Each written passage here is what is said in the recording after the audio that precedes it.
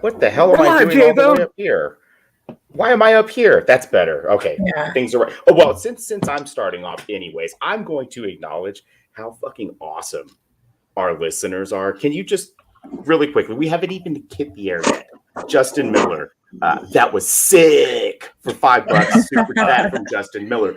Also a super chat from Malachi Trace. Hey, brother, good to see you. Hey, TNI fam, TNI crew, and El Scummo Kyle. Well, I don't see the scumbag, but you never fucking know with that guy. So, also a super sticker from our brother Malachi Trace. Anna Reed with the super sticker as well. And I know who was there live. You can see her along with I did see her.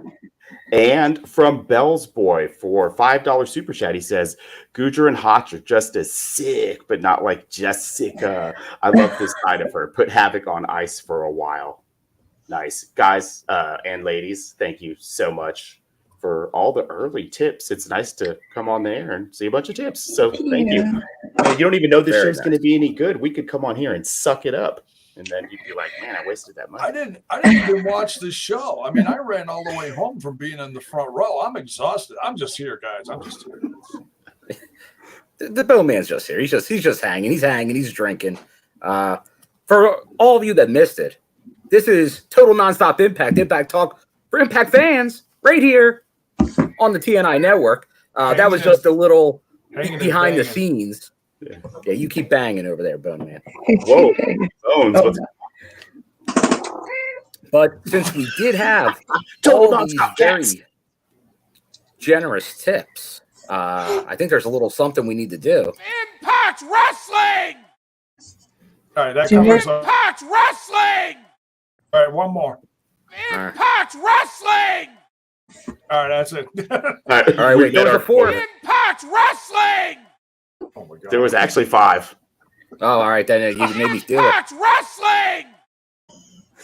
There we go. Now the coach has gotten us all. Oh, we got the cheers. Thank you, Ray.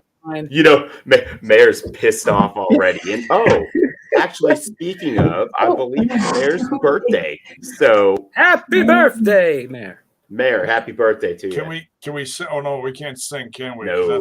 No. Wait, is that? Gene Simmons that owns that? Who owns that? I don't know, but there's some cheers from Rayline in the Twitch chat. Thank you very much. Cheering 100 in the Twitch chat. We still love you, Twitch chat. Thank you. Thank you. The Twitch chat. And if you sub in the Twitch chat, there are exclusive emojis or emotes or whatever the hell you call them. I'm old. That you can use if you sub. And if you're an Amazon Prime user, you get a free sub. Use it on us. And thank Ronin you. Blue. Ronin Blue. What do we got? Oh, Ronin Blue with the $5 super chat says, I saw Ultimo Dragon in the front row. He was just down a ways a piece from us. And he says, Impact Wrestling! got to do it for the scumbag. Stop that. You make me spit out my bang. That's like our thing, though, Jay. But you got to have like a thing. Yeah, but you got to warn me first. Man. All right. But heck of a night here. So, J-Bone, should I even ask you? Should I do my obligatory scumbag asking, J-Bone? We can't even get off the news yet. That's the news. Jordan Merrick, all the way from Australia, with a $10 super sticker. Thanks, Thank you very much. Thank you. Much love, bro. I think he just wants to hear a certain coach say this phrase. Impact Wrestling! For the people in the back. Coach is gonna lose his damn voice. Is there news? We could talk about some. Yeah, I think there was a little news on the Patreon content from the other night that me and you did, Bone Man. And thank you for all the Patreon members here. You can always subscribe, and who knows, there might even be exclusive merch coming to the Patreon.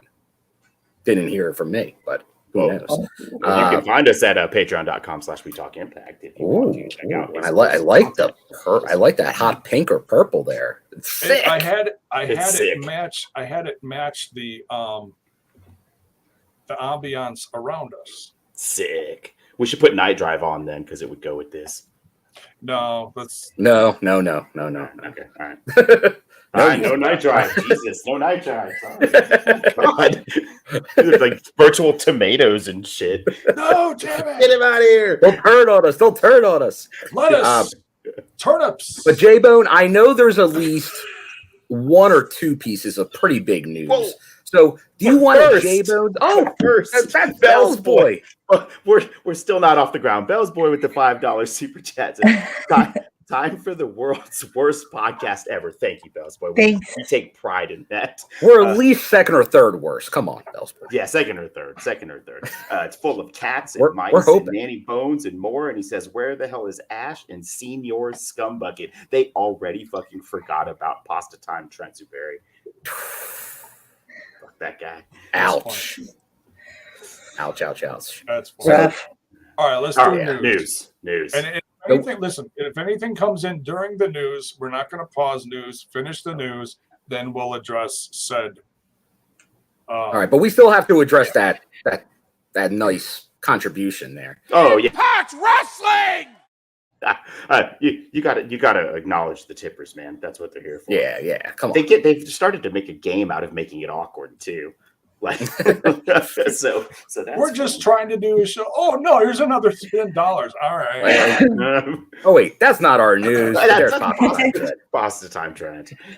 You got a little Pasta Time Trend. It was a short but very unique period in this show's life. Pasta Time Transuberi. It was a good run. It was brief. I guess you had to be there. And then come on, cue the marriage jokes. Come on, Chad. It was well, it was not as short as Trent's marriage. He definitely ate pasta for longer than he was married. Right. But J-Bone, for our news segment, do you feel confident in J-Bone's news, or are you fake wrestling news tonight? I'm probably going to upset some people because I'm going to talk about stuff from last night. Okay, all right. So then you know what? We cannot label it with fake wrestling news. We will go with a little bit of J-Bone's news. All right. And now, Christmas, the return of the one, the only, Jabronski with the news.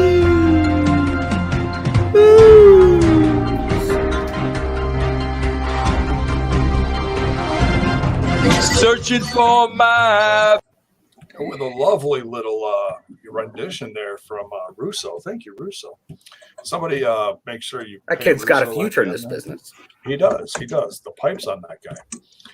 All right, so I'm going to talk about something that you might have heard me talk about last night over on that other little podcast called Smash This Podcast, talking about AEW from last night. I know, boo, but hey, it's news, so here you go.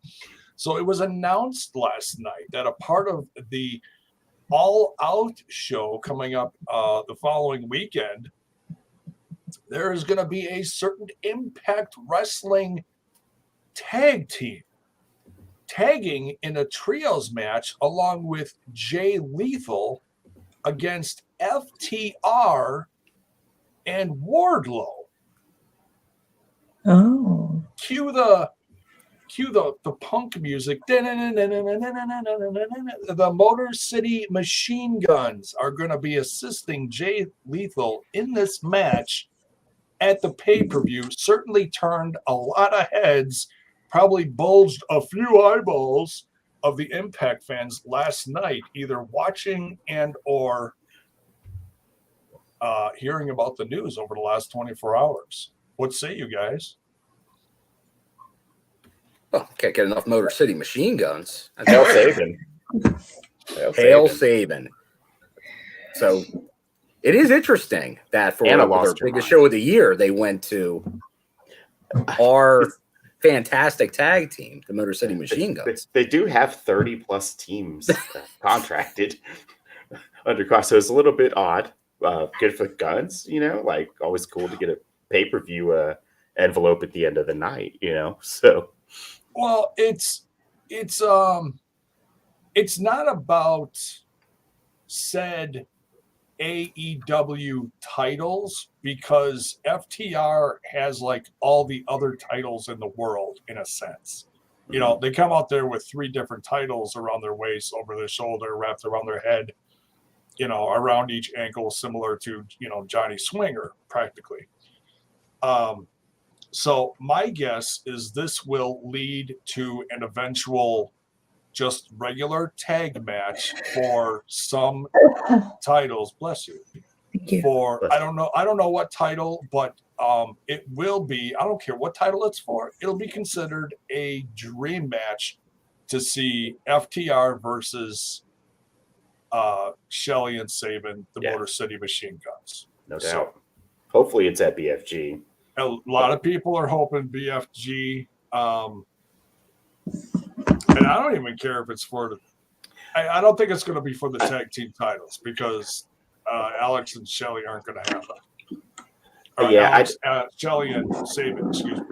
Well, in the venue booked for BFG, if I'm not mistaken, is like what 3,000 to 5,000. It's a really big venue, right? So, I don't think it'll be set up that large. I'm expecting it set up a couple thousand.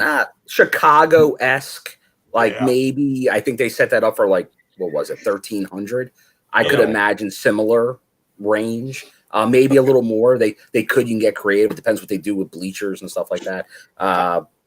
And right now, though, I know all the ticket sales are good, but they haven't put a ton out for sale, it seems like, yet. The GA is always the unknown, but I think there's some more areas they can open up, especially it was a little bit of a late start, but it seems like the tickets are moving pretty well, which is great to see because it's really an unknown market for Impact Wrestling. Well, my thought is if you're going to, get one in return or whatever the deal is, the talent swap that's making this happen, ideally it's at BFG and you get that FTR match because that will get, FTR, arguably the best or one of the very best tag teams in the world. So that's a huge get if you get them. Nothing against Kaz or Daniels and the returning guys that have come back. They've all been great too, but you're going to get the guys who are the top guys right now. So hopefully that's what the situation ends up being.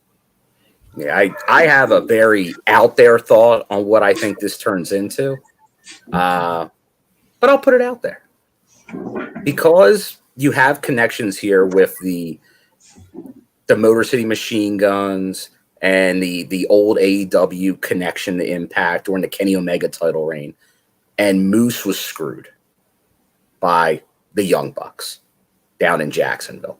Mm-hmm. He just put out a T-shirt, which is now my favorite Impact T-shirt, and I must own it. No. The Duck Moose shirt. That's the weirdest shirt. It's Moose in the middle of two annoying looking ducks, and I think they're the Bucks. I think this is a rib on the Young Bucks, and maybe it comes full circle. Moose winds up getting back involved. That's Kenny a wild Omega's theory. Back, and he gets the revenge. So you think that Moose is using a T-shirt to troll the T-shirt company is a continuation of the feud. That's a really bring it back there. That's bring it really back. I like it. No, it makes perfect sense. I'm with you. That is fun. You just got to see the Duck Moose. You got to see the Duck Moose. It's a One of the Dead shirt. It's a great piece of art. When I saw it, I was like, what in the fuck is this shirt? It's so weird. It's just such a strange shirt. I'll tell you, because I know a lot of the Impact fans, I think, are going to feel pretty similarly about the AEW. There's definitely a little apprehension based on the previous dealings. So it would be nice, whatever's going to happen now. The last we saw was Deonna go there. We saw Morrissey go there. A lot of people, I don't think, were happy with that. They weren't happy with the end of the Omega run. If stuff turned around this time around, we'll see what happens at All In. But it doesn't seem... I'm not optimistic about the Guns coming out on top in this. But then if it winds up with people coming back to Impact, maybe Kenny coming back, to finally give one of our wrestlers the rub, that could be something, or maybe even the Bucks. But they're not the Bucks. They're Generation Me. There it is, J-Bone. Look at that. That looks like freaking Jeremy and Max Buck. It oddly does. It oddly does because they're, Ducks aren't jacked and the Young Bucks are very small. They're small, but they're jacked because they're heavyweights. They're not cruiserweights no more. They've been heavyweights for a few years now. I think it's funny. Yeah, I can tell this is a Juan of the Dead just by like the design. It does have that look. Moose. Yeah, it's great. I love it. Yeah, and I gotta say, you know, I hope they have it. If they have that in Dallas, I will be picking one up. I'll say this: this crew, and I know I'm not the only one, so I'll say this crew has been critical. There's that word again, critical, of like the T-shirt art once in a while of, you know, on the market. No, not the art, the typography shirts. Put some words on a shirt. It's been pretty bad for the last year or so. Yeah, but and you know, when Juan of the Dead started showing up and others, and they started getting some different stuff there. Man, I gotta say, in this past week, there's like a half a dozen new shirts. Lot of new drops. Yeah, the new JesSICKa, the new Boost, the new Rosemary, they are just awesome. So very nice, very nice. So other than the Bucks showing up, well, that's my theory, but other than our good friends at AEW getting to see one of the best tag teams of all time, the Motor City Machine Guns, any other news, J-Bone? I don't have anything up. Well, did we talk about the contracts of the Good Brothers last week? I don't remember. I believe we talked about that. Did Neil come off the website after the show? I think that may not have been discussed during the main show last week. But I think we all saw that coming pretty much. Yeah.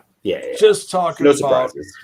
I mean, it was a good run. They're facing OGK and which we saw a lot of tonight. Bound for Glory, possible matches and stipulations, which is kind of interesting. So we saw a little bit of Victory Road, but for the most part, it's going to be that's really going to build in Dallas. Obviously, the Victory Road card. They're building more of the Bound for Glory card right now. No, we got one match build for Victory Road tonight. Yeah, we'll talk about later.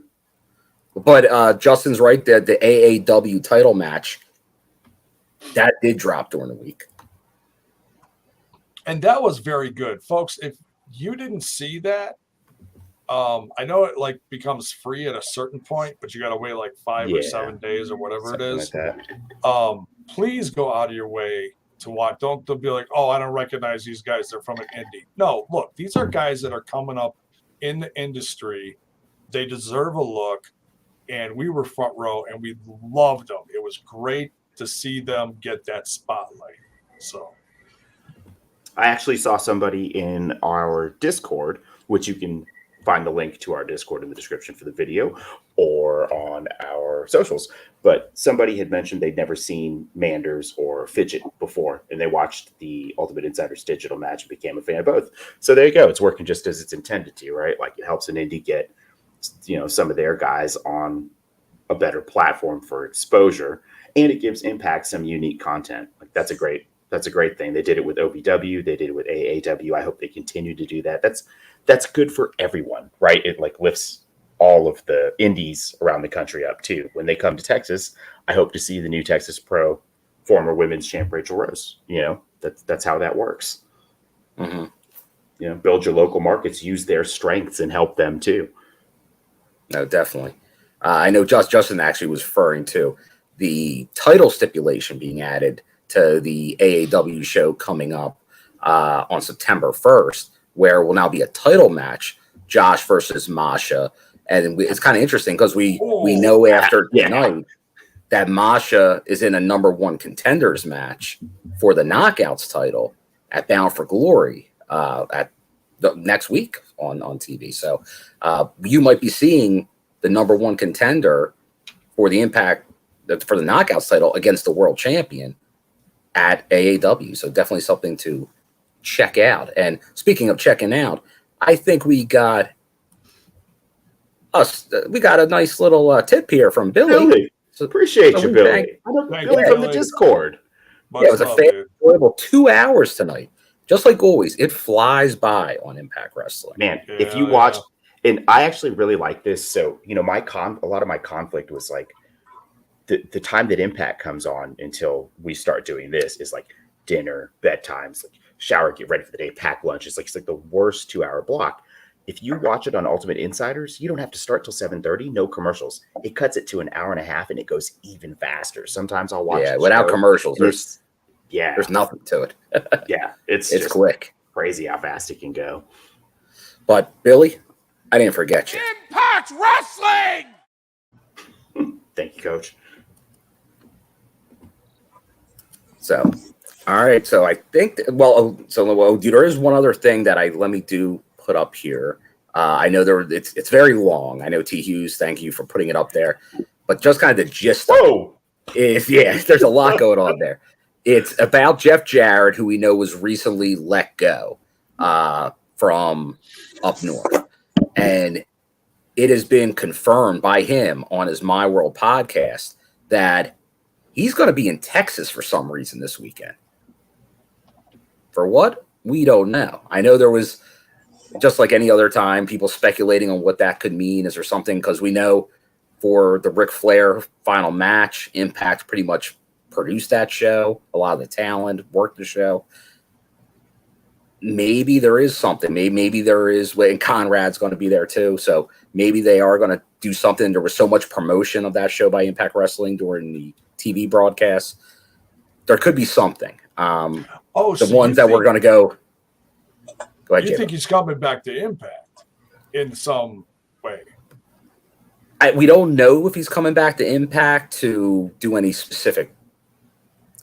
Like I know some people are like have him do like live event, the job he had in WWE.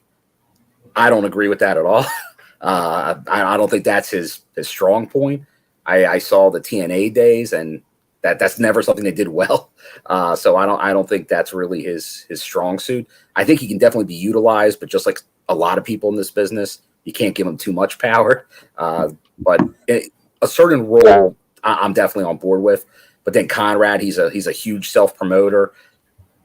There could be something. So it's going to be interesting to see what's going to happen with that. But then that also reminds me of there is some other news, because we know the guy that took that got a job up there, up north, is the guy that was at the Chicago tapings, and that is BG James. So won't see him no more.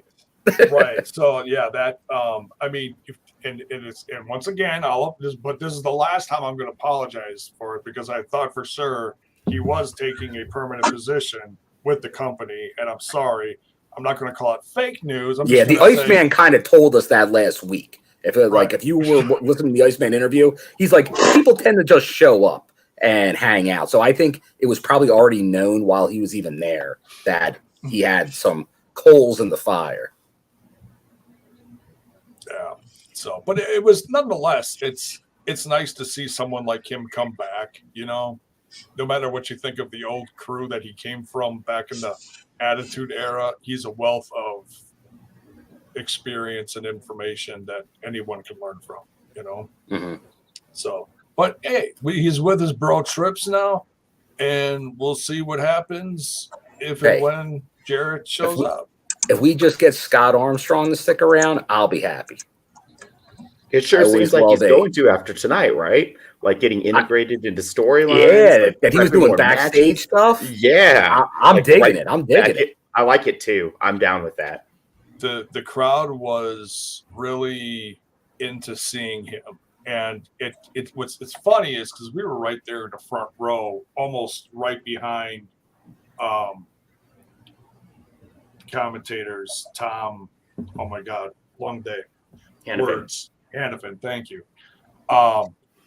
And he was kneeling down next to the commentators, like in between sessions. And we saw him come out, and I'm looking at him. He's like, you know, an arm's reach away from me. And I'm like, I recognize him, but with the lighting the way it was, I didn't I'm like, I think I know who he is, but he's a little older now, so I'm like, I don't know who that is. You must not have been hearing me yell at you. Because I was yelling at it. I'm like, stop! Yeah, and I'm like, is it really? Okay, yeah, it is. So, but yeah, it was great seeing him, especially in that. Was the Jordynne Grace match? Was that tonight? Yes. Yeah. Mm-hmm. It was. Yeah, and I think that was the first time we saw him come out during the tapings, and we were like, whoa. Yeah, so yeah, and then obviously his main angle was the Brian Myers. Well, it's more pro. The match that didn't happen that we'll discuss later, which was very amusing. So lots of good. Yeah, I know Shane Taylor's been in the news. A lot of people throwing out like aggressively pursuing in the socials, aggressively saying, "Bring me in, bring me I'm in. here. I live in Houston. Reach out to me. I'm ready." Like there's no subtlety about it, and hey man, bring him in. That would be there's a lot of good talent out there. I know the last Texas taping and this one again, like Ninja Mac. I'm a huge fan. Yeah, awesome. For bring him in. Him versus Bailey. If anyone saw their GCW match, I saw clips. Crazy. Yeah. So them to do that on Impact would be nuts because we know how Mike Bailey's been killing it. And maybe that's our final little piece of news here, J-Bone.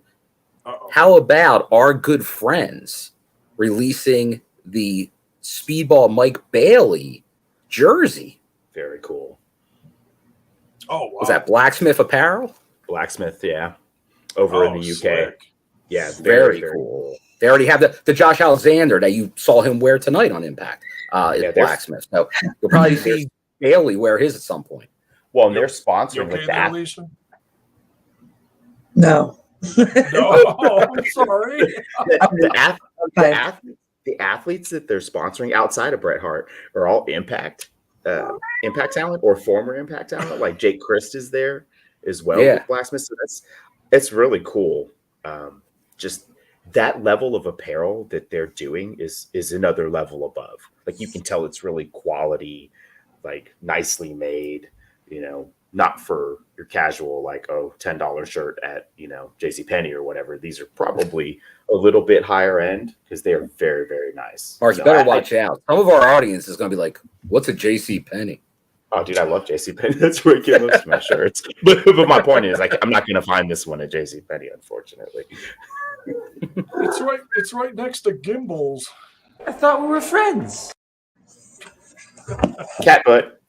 Total nonstop cats. So I think that puts a nice little bow on our news segment here. So let's start the show, the review, in record time. 28 minutes. 28 minutes. Good job, us. So someone can put that marker in the comments. 3 hour for us getting to the actual review. And we started off, which Impact does often and smart, start off with a little knockouts action. As we see the newly minted tag team champions, Vexed, Deonna Purrazzo, and Chelsea Green, defend against the knockouts champion, Jordynne Grace and Mia Yim, who, coincidentally enough, they defeated to become the number one contenders to get that title shot. So we got this to kick off the show. I know she's not feeling the greatest right now, but as is appropriate for TNI, I got to go to our knockout, Alisha, on this to start it out. Alisha, what did you think of this tag team extravaganza? What a great way to open the show, huh? I really liked the team of Mia Yim and Jordynne. I feel like they worked very well together, but they couldn't quite cut it against the well-oiled machine of VXT. No doubt about it. And just let's just say, how over is Mia Yim with that Chicago crowd? Oh, yeah. I almost felt bad for Jordynne during this match because she was so over. Yeah, Mia was really over. I'm going to say, I am going to level a bit of criticism here because it's not fair if I don't. I've been dogging the shit out of AEW for having their women's champion wrestling tag matches for the last month. Jordynne's wrestled several tag matches in this whole feud right here. Can we get some different teams? Jordynne's the women's world champion. You know what? If it's shit for AEW, it's shit for Impact. I'm not a fan. Great match, but I don't want to see Jordynne in a tag match. I want to see Jordynne fucking wrecking fools. She's the champion. No doubt. And then obviously everyone in the chat, feel free to throw it in there.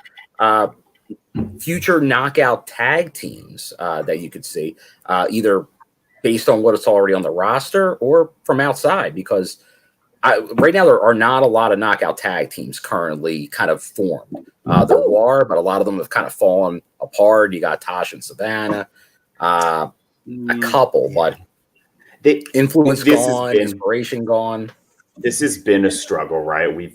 Impact has basically had 2 teams in the division at any one given time, and then managed to kind of seamlessly blend them in and out, and then dissolving one while creating another. And they've been walking through the raindrops with the women's tag titles for a couple of years now, but it's thin. It's really thin when you've got your world champion wrestling in that division. I just don't like that. They either got to add teams or Jordan says here, and this is the thing, like, you don't want the knockout tag division to be fodder, but it was kind of just setting up storylines.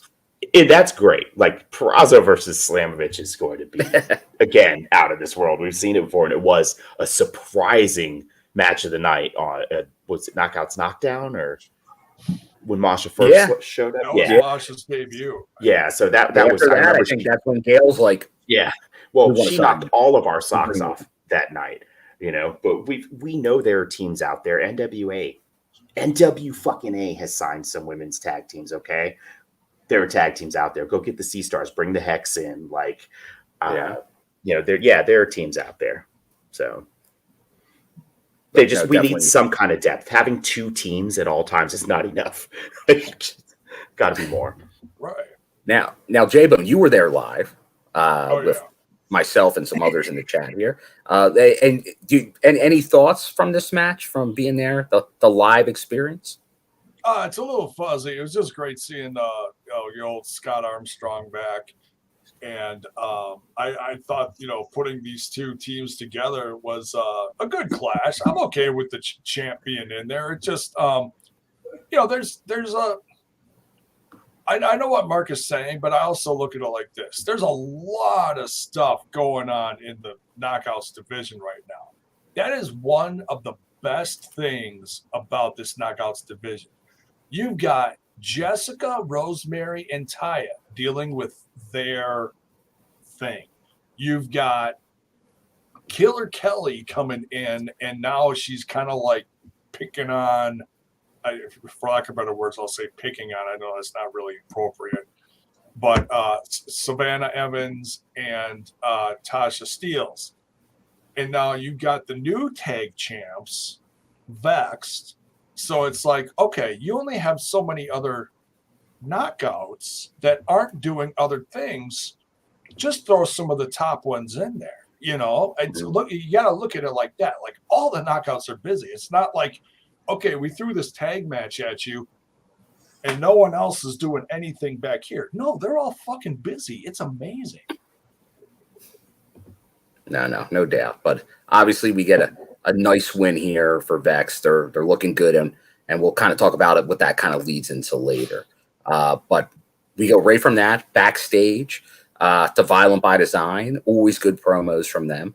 And obviously they're going to be in the main event against the newly named Time Machine tag team of Kushida and the team that headlined the news, the Motor City Machine Guns. I know they were originally advertising this team for the tapings as the Motor City Time Splitters. So changing it to Time Machine, getting the graphics, getting I think there's even merch for them now. Smart move. Time Machine, definitely a better flow to it. So very, very good, great idea by it's the right. If you were going to combine into a compound word, that was the right way to go. Yeah, that was the way to go. It sounds cool. It looks cool. It makes for catchier merch. I'm down with it. Plus, all 3 of these guys are fucking awesome. So yeah, you can't go wrong. Like, everybody likes all these guys. If you don't like them, then I don't know. I don't know what to say. Yeah, I don't know what to say about that either. Yeah, all 3 of those guys. But here's someone that might get a little bit more heat in this next match, because we're talking about one of those good brothers, and that's the Machine Gun, or Could you call him The champ 2012 G1 finalist? The 2012 G1 finalist, Karl Machine Gun Anderson, current never open weight champion, and one half Impact World Tag Team Champions. He is a champ. Deonna Purrazzo would say he's a champ. So, Truck, this champ's for you. Oh. And it's Machine Gun Karl Anderson taking on, I know he doesn't want to be called Miracle Mike Bennett. Oh, look out. It's a handsome couple of dudes. Look at those guys. They're here with us in spirit. Fuck them. In spirit. I love it. They'll be back next week. Or who knows? If you stay around long enough, you might see them, but you might not. You never know. You never know. It's a revolving door. Anyone can show up. Shit. Are we through looking at these dudes? I think so. We might have Jeff Jarrett in the back.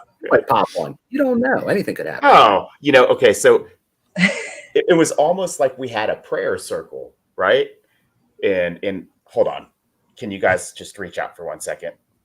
Reach out. You can reach to my hands. Oh, okay. There we go. All right. Let's concentrate for a second and see what we can get.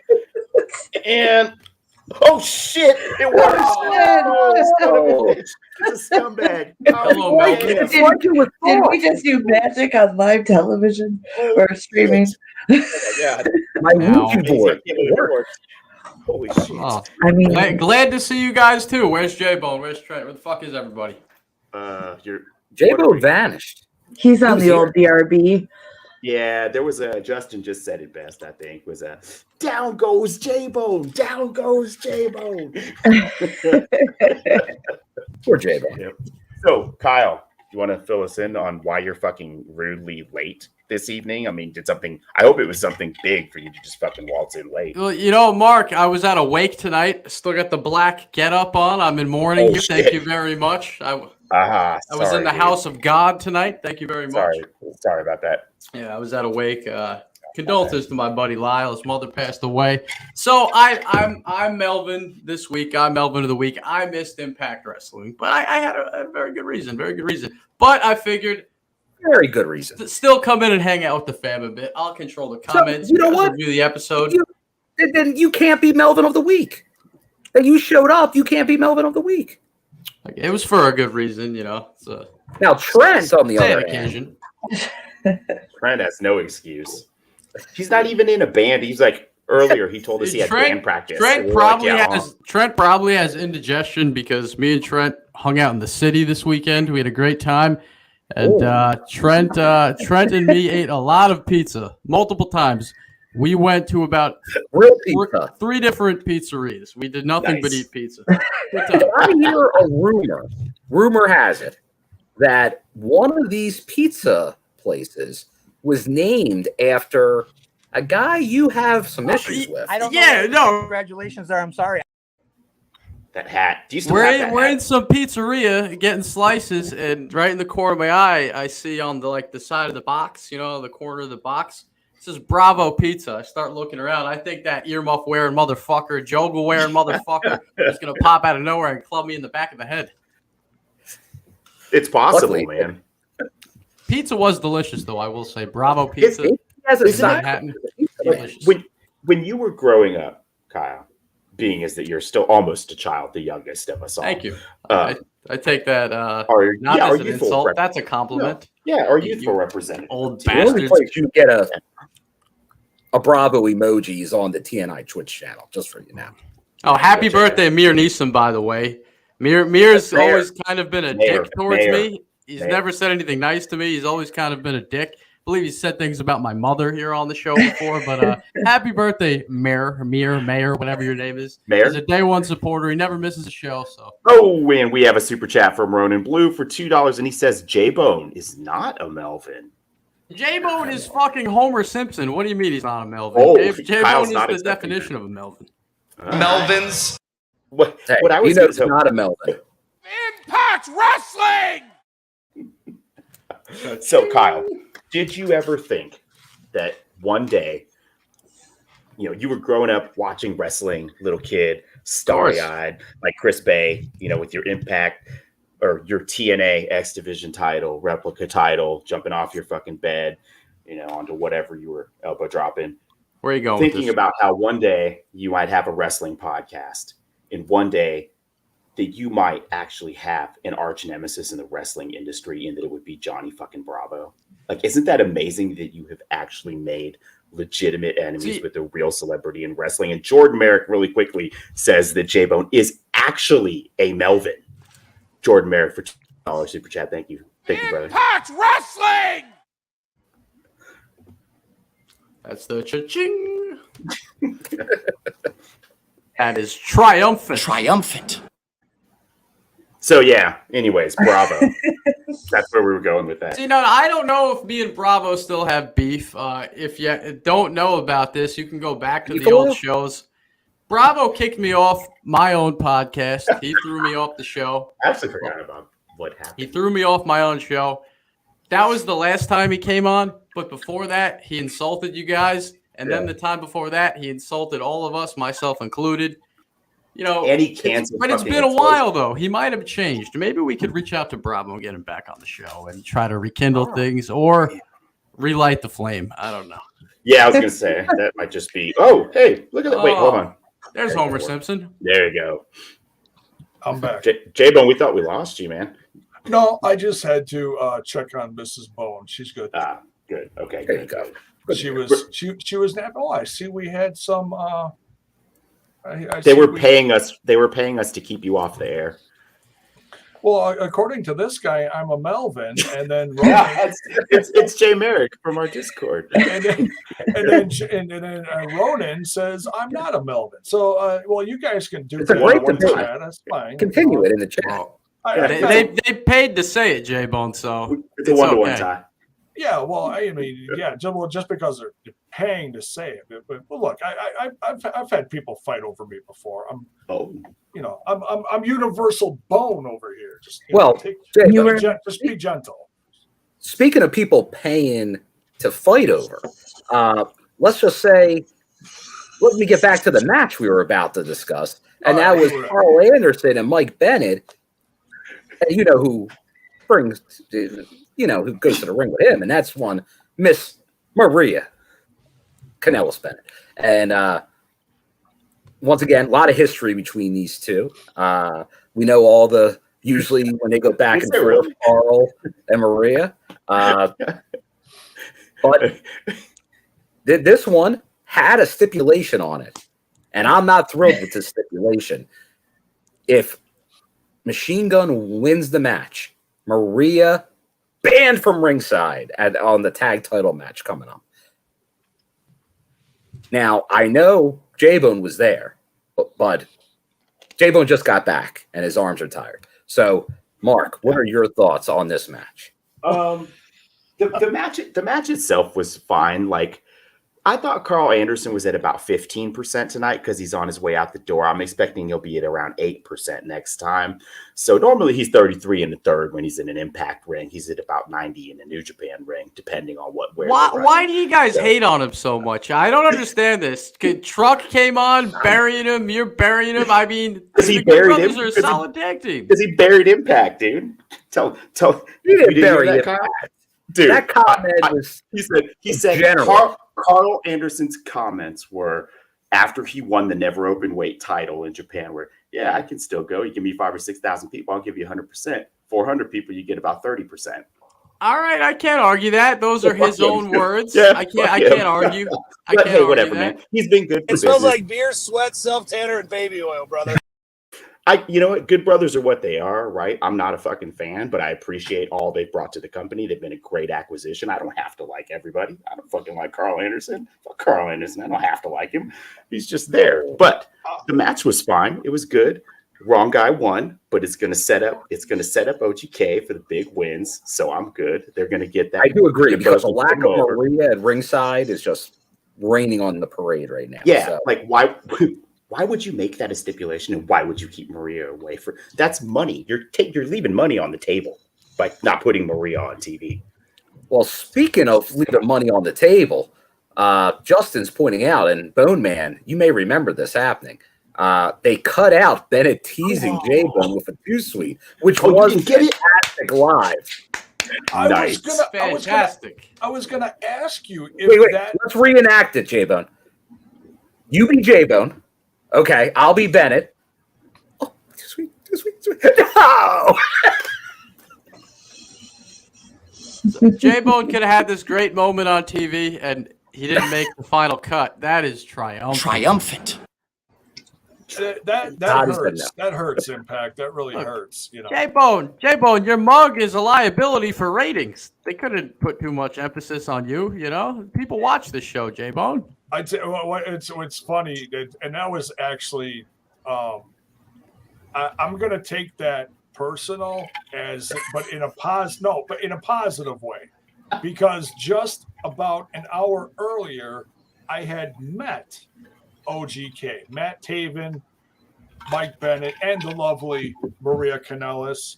I explained to them who I was, who I hang with, who my crew is, and said, he's like, well, hopefully you talk about us, warmly. I said, oh, trust me, we love you guys. We are happy you're here. We want you to stay. I said, look, I know there's a lot of different moving parts in the wrestling industry right now, and we hope you stay with Impact Wrestling, because you never know when things are going to shift and who's going to jump for what dollar. I didn't say that, but, and Taven said, well, you know what they need to do to, make us stay. And I took that in a positive way. I was like, okay, they're going to pay him. They're going to pay him. Because, look what happened. Look what's happening right now. It's inevitable that they're going to win the belts. I predict it right now. Telling everybody right now, jot this down. Eddie Edwards is going to beat Josh Alexander, and the OGK are going to get those tag straps, and you're going to have the Honor No More taking over the company, winning all the gold. That's in the near future. Putting it out there now. It's going to be kind of like the NWO-ish type thing to do. And I'm all for it. Yeah, I actually agree with you. I think that's what's going to happen too. I think Eddie's going to win that belt. So yeah, I mean, does it suck that I didn't make TV? Yeah, that's fine. But Bennett gave me a moment that I am never going to forget, and it was so fun because he's like, "Oh, come on, man, too sweet, man, too sweet, man," and I'm like, "Yeah," and he goes, "I don't think so," and I went, "Oh." This is J-Bone meeting his heroes. I'm so excited! I even grew hair. Holy shit! No, that's a stretch. No, you're Spano. J-Bone hasn't seen hair since 1992. Damn. All right, where were we?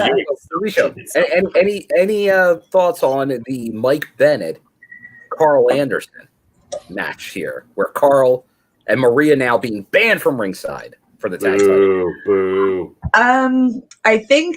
Oh well. Okay, here we go. I think that they'll figure out some sort of way to have the shenanigans join the party. So just because Maria is banned from ringside, we'll see how that goes down. Yeah, maybe she'll be in the crowd. Maybe the seat next to me will be open, Maria. I'll hold it for you. No. It's got to be the numbers game, right? That's the Honor No More thing. It's got to be the numbers game. I have a feeling maybe a new member of Honor No More could come into play. They're kind of big already. Like, not too big, but they're verging on too big. They are verging on too big. I would be surprised. The thing to play out. So yeah.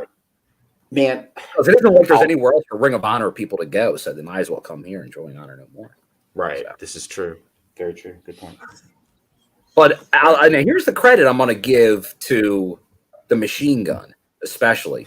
Because not only do they win this match, walks right off the stage and backstage to the coach, Scott D'Amore, who's waiting there to talk about how much he loves them and wants them to beat the Kingdom.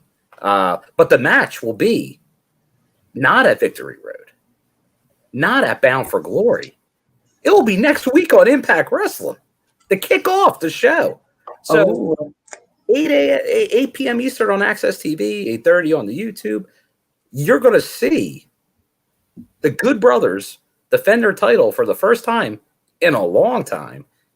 I think they have one defense maybe since they won it against the Kingdom with no Maria at ringside. So definitely looking forward to that next week. And always good to see the coach. I think that's Is there any with the coach. Is there anyone on this panel that doesn't think OGK takes these belts? No. It's inevitable, Mark.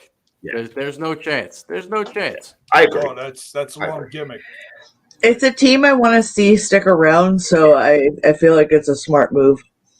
Agreed. And you know what? They've been here for 9 months. It's not like they just strapped it on them right when they Yeah, got they've here. been here longer than a cup of coffee. Yeah. And I mean, a lot of them were here before and are, alumni of the company anyways. So the Honor No More thing, like, I know there have been varied opinions on it, but overall, I've been very happy with the storytelling. And if Eddie does win at Bound for Glory, like, that's really a hell of a good long-term booking 10 months out. So we'll see where it goes. All right. And then obviously let us know in the chat. What do you think? Do you think it's inevitable? Sorry, Ace Austin, that the Kingdom are taking these titles? Or, and I do appreciate we are now using the colors of Matt Taven with here. And okay, I just do that. But does anyone think the Good Brothers will retain these belts? Let us know. But we go to another backstage segment, and this was a good one. There was a couple one. I have a favorite. I'll say when we get to it. But this one was pretty good. This one was pretty good as well. We go backstage to the Good Doctor, Dr. Ross, with Savannah Evans and Tasha Steelz. And it looks like Savannah's a little banged up here. So due to that match with Killer Kelly last week, looks like she did some stuff to the neck. But a highly trained medical professional is looking into it, and hopefully she'll be back on her feet in no time. But definitely she's going to have some issues. But we see Tasha leave the room, and we get our favorite interviewer extraordinaire, Mean Gia Miller, looking for the scoop. Talking to Tasha.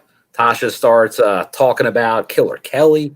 I think she calls her maybe strawberry shortcake and a couple other things. But then you see her lurking from behind. They're like at like a fireplace mantle. And she kind of comes lurking from behind, gets closer and closer, and then does the choke from behind and lays it in for a couple 5 seconds. Then she lets her go, but Tasha's feeling it. And then she goes like this creepy up to her and says, "Oh, I'll be in front of you next time to take you out." And I'm telling you, the Killer Kelly character looking pretty good. If you don't have let's beat down Trent every chance we get. What did Trent say when she first made her debut? I don't know, what is she? What? I don't get it. Tell me what she is. She doesn't have a character. Okay, if you don't have a big ass crush on Killer Kelly already, I don't even know what to say. Like, man, Gosh, I'm terrified of her. What do you mean, dude? When she's on That's a screen, dangerous broad right there. She will cut your throat. I feel like I'm in high school looking at Olivia Morgan in like their period history. Like, man, oh man, she's just such a badass. Big fan. This whole Killer Kelly thing. Is that what your crush's name was, Mark? Olivia It was. Olivia Morgan, if you're out there, Mark's married now. Mark's got a family. But no, check this out. No, I missed out on a good guy. Remind me to tell that story on After Dark. Okay. Mark, you told me a wild story yesterday. I don't even know if that could make the air.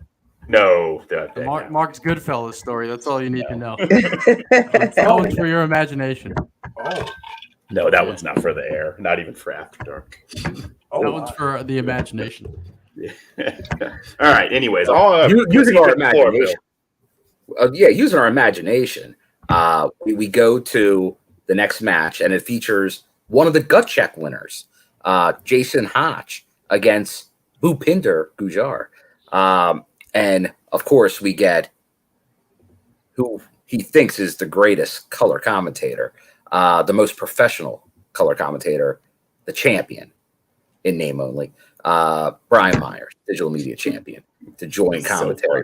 Commentary. Right.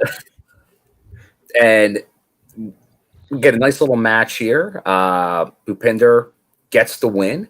But then we get some post-match shenanigans with Brian Myers coming in the ring. And he starts getting into it with Scott Armstrong, big Scott Armstrong night. And it winds up with him trying to do a cheap shot on Bhupinder, get a pin. Doesn't work out. Bhupinder turns it around and is able to hit his finisher on him. And then since Armstrong was not happy with Myers, he does a quick 3 count, but not a real match. But Bhupinder decides to pull a little Matt Cardona in this one and holds up the title. Then you think he might put it down, but he decides not to put it down. Goes to the back, and he leaves with the belt. So he's not the official champion, but he's the man that holds the belt right now. So what did Alisha, what did you think of this one? This match, the gut check winner, Jason Hotch versus Bhupinder, and then this aftermath with Brian Myers. How do I articulate this? I don't have anything deep to say. It's just this was a good match. I like to see Bhupinder getting these wins and stuff. But I'd like to see it progress on with the Brian Myers thing. I think he's ready. I think they're ready. We thought we may have seen it at Bound for Glory. I don't know, Emergence. But what I think we're probably going to see this at Bound for Glory. If it doesn't happen by Victory Road, but this could be a longer. They've been building this for a long time. The digital media storyline.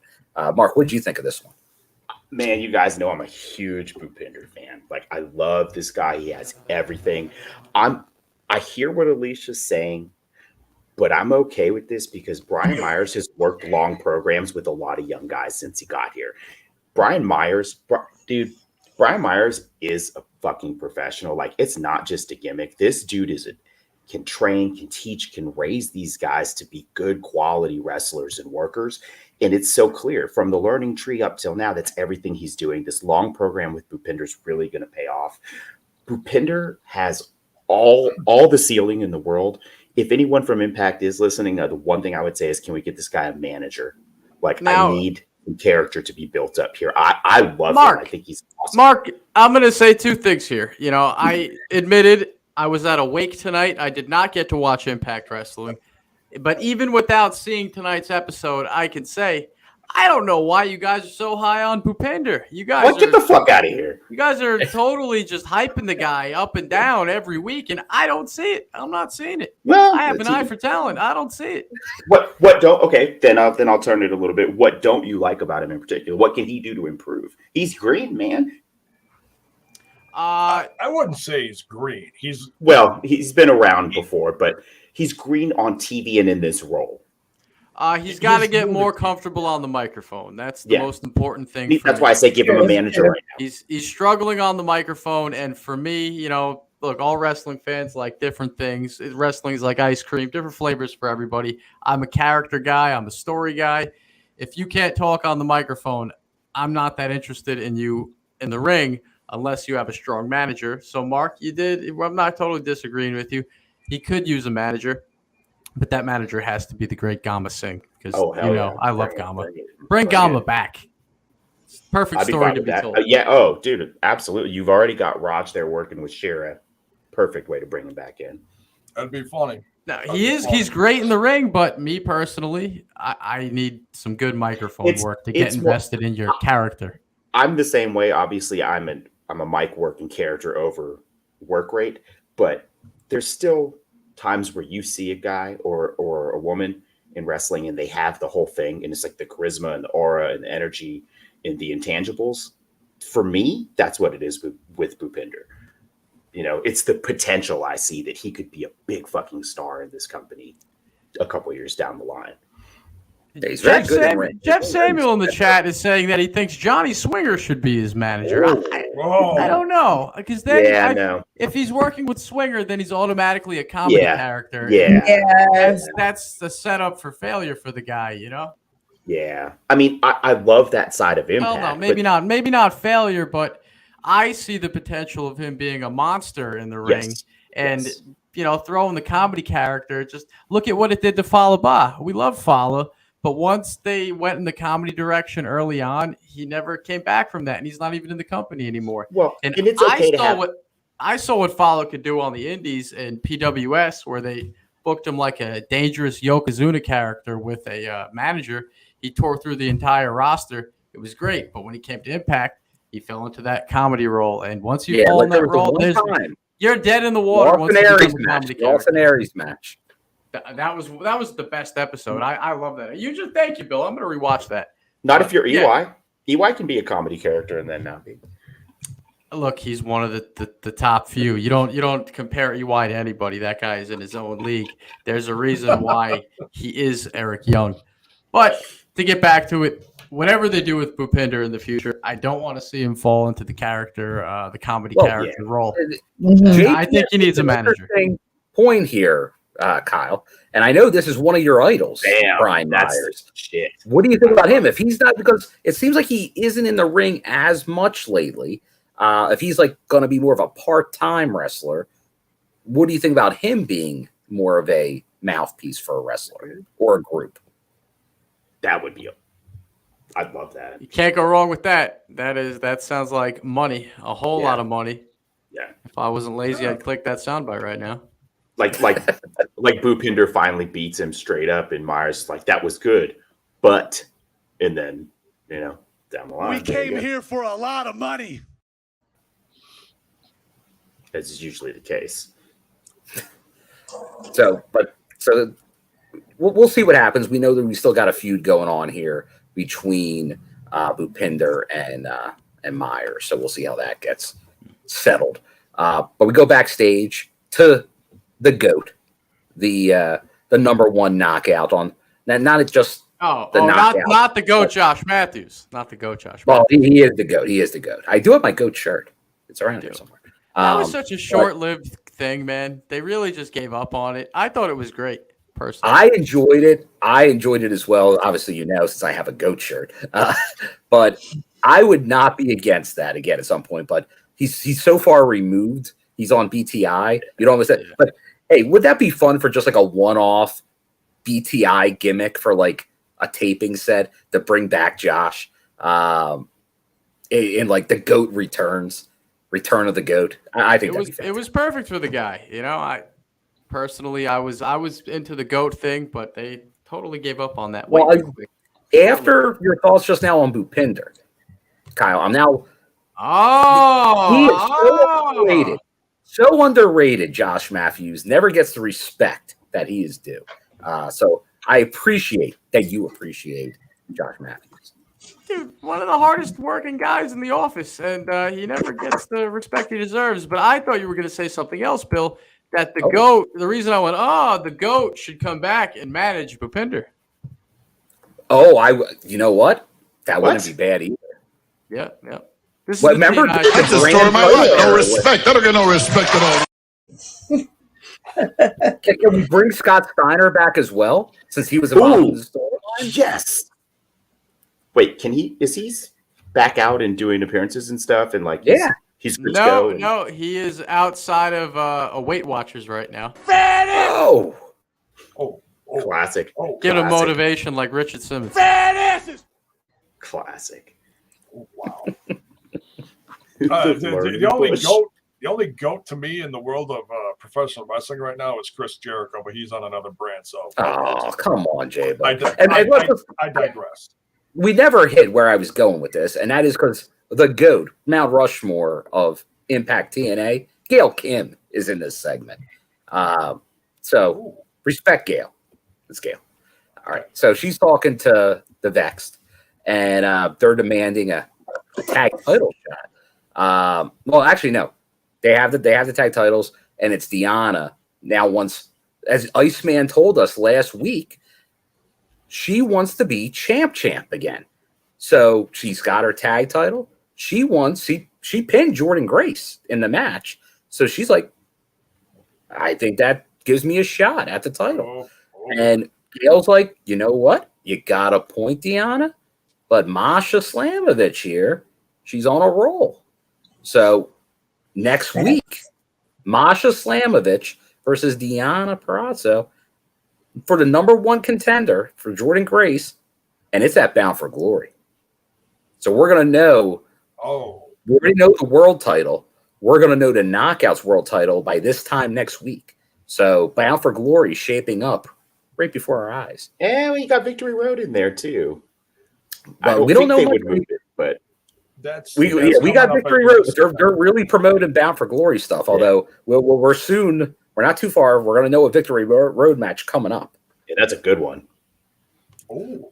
Mm-hmm. Are we? It's a great one. Yeah, because right after this, they promote Victory Road. But once again, we really don't know much about it at this point, other than that it's going to be in Nashville. But we go backstage to one of our favorite new additions, Scott Armstrong, the referee extraordinaire, with Bhupinder. And he's like, oh, man. They're like, thanks. Good job tonight. But I kind of need that title back. That wasn't a real match. And then Bhupinder, who some people just made some comments about, says he wants his title. He can come get it from me. And I was like, pretty good, Bhupinder. Pretty good. So put his money where his mouth is. Yeah. Then Scott Armstrong not happy. He's got some explaining to do to the coach. So we'll see what happens. But I do like a good. I remember the Trevor Lee storyline was a very good one where he stole the X title and was running around with it for a couple weeks. Oh, and at the same time, I know a couple people have been saying it. Sign Guy Dudley was because he does work for Impact, like one of the backstage hands, like the guy that was in conversation. So for all these ECW fans with a little bit of an eagle eye. Wait a second, Bill. At the mention of Scott Armstrong, I never miss out an opportunity to kick J-Bone in the balls. So let me do that real quick. If you recall a few weeks ago, J-Bone put Road Dogg on the cover and did the clickbait title that Road Dogg was working for Impact, and I was furious when I came on the show because I saw through the story because unlike J-Bone, I graduated from high school. I got a little brain in here. And so the dirt sheets have circulated. Road Dogg has replaced Jeff Jarrett in the WWE in his position upstairs there. And so that's confirmed. Road Dogg does not work for Impact Wrestling, nor did he ever. J-Bone, you're a moron. You're a moron. I just want to inform you on something that before you got in here tonight, and by the way, you little bastard, you're late. I don't care where you were tonight. I was not awake, all right? That's a card, all right? People pull the sympathy card. Whoa, I was not awake, man. I missed Impact Which tonight, one's right? Jay? Sorry, I'm really late. I'll expect to see that card later after the show. Anyways, I'm kidding. I live on this show tonight did apologize for said news. Oh, a rebuttal from Papa Pone. Wait, are you saying you apologized for? Longing for that fake wrestling news. Don't believe anything that you read on the internet.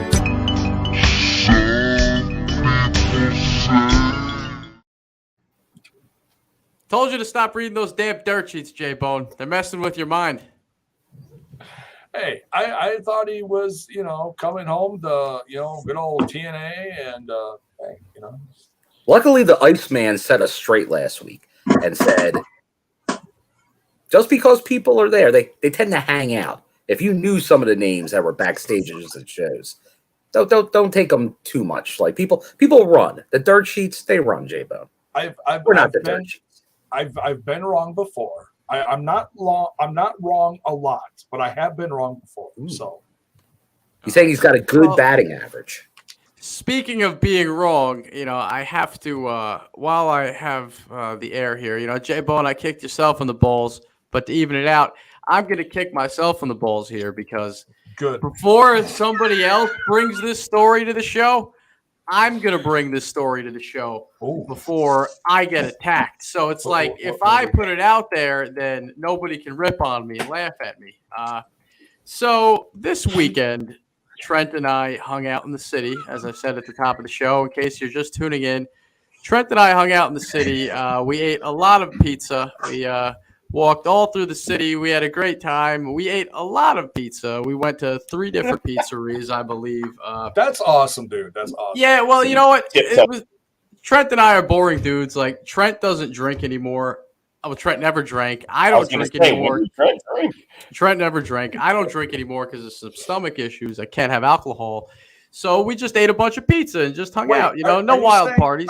Are you saying that you're not drunken Kyle? You're not the scumbag that we always knew? No, okay, dude. I got the acid reflux problem. I don't drink. I like how he was the scumbag and made himself famous. Then he just disappeared for years, got completely cleaned up and sober, fixed his life, got a girl, came back with a beautiful girlfriend, a good job. Got my life together. And then hold on. And then the fucking ringer was that time you called in. We were watching a pay-per-view or some shit, and this motherfucker lives in like a mansion and shit, like in fucking in the nice suburbs, beaches, fucking helicopter pad, fucking Maserati. That would be nice. That would be nice. Yeah, it was just totally different. The scumbag thing was entirely just a helicopter. What? I thought you were going to talk about the time I came to the show chugging a bottle and J-Bone got terrified. That was a different story. Remember that, J-Bone? You got really upset. He was concerned. J-Bone was scared of me at a certain point. But anyway, back to the story. So Trent and I, we didn't party or anything. We ate a shit ton of pizza. And after the long day of walking, I went back up with Trent into his hotel room. Ooh. And, yeah. If you recall, I went so far out of my way to beat up Bison for blowing out a hotel room. You guys recall that? I went so far out of my way to embarrass poor Bison, who's such a good guy that doesn't deserve that at all. I'm just so crazy about making the show funny. It's like, oh, Bison took a shit. That's funny. We'll get 20 minutes out of that. I'm all about just making the show good. Leave the blood on the floor. So anyway, I'm in the hotel with Trent. We're watching The Office. My stomach starts rumbling, man. I got an hour to hop on the train, and what am I going to do? I'm not going to go find a bathroom in this hotel. We're a couple stories up. We're up at the Hilton. Trent, living large. Did what I had to do, man. I went into Trent's hotel bathroom.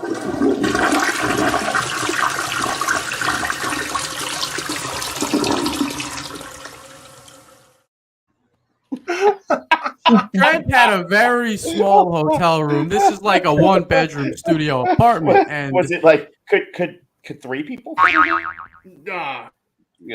that? No. This was literally a bed and a TV, and then I was sitting on the chair. And I was not in bed with Trent. Don't you go there in the chat. Don't you go there in the chat. I was not in bed with Trent.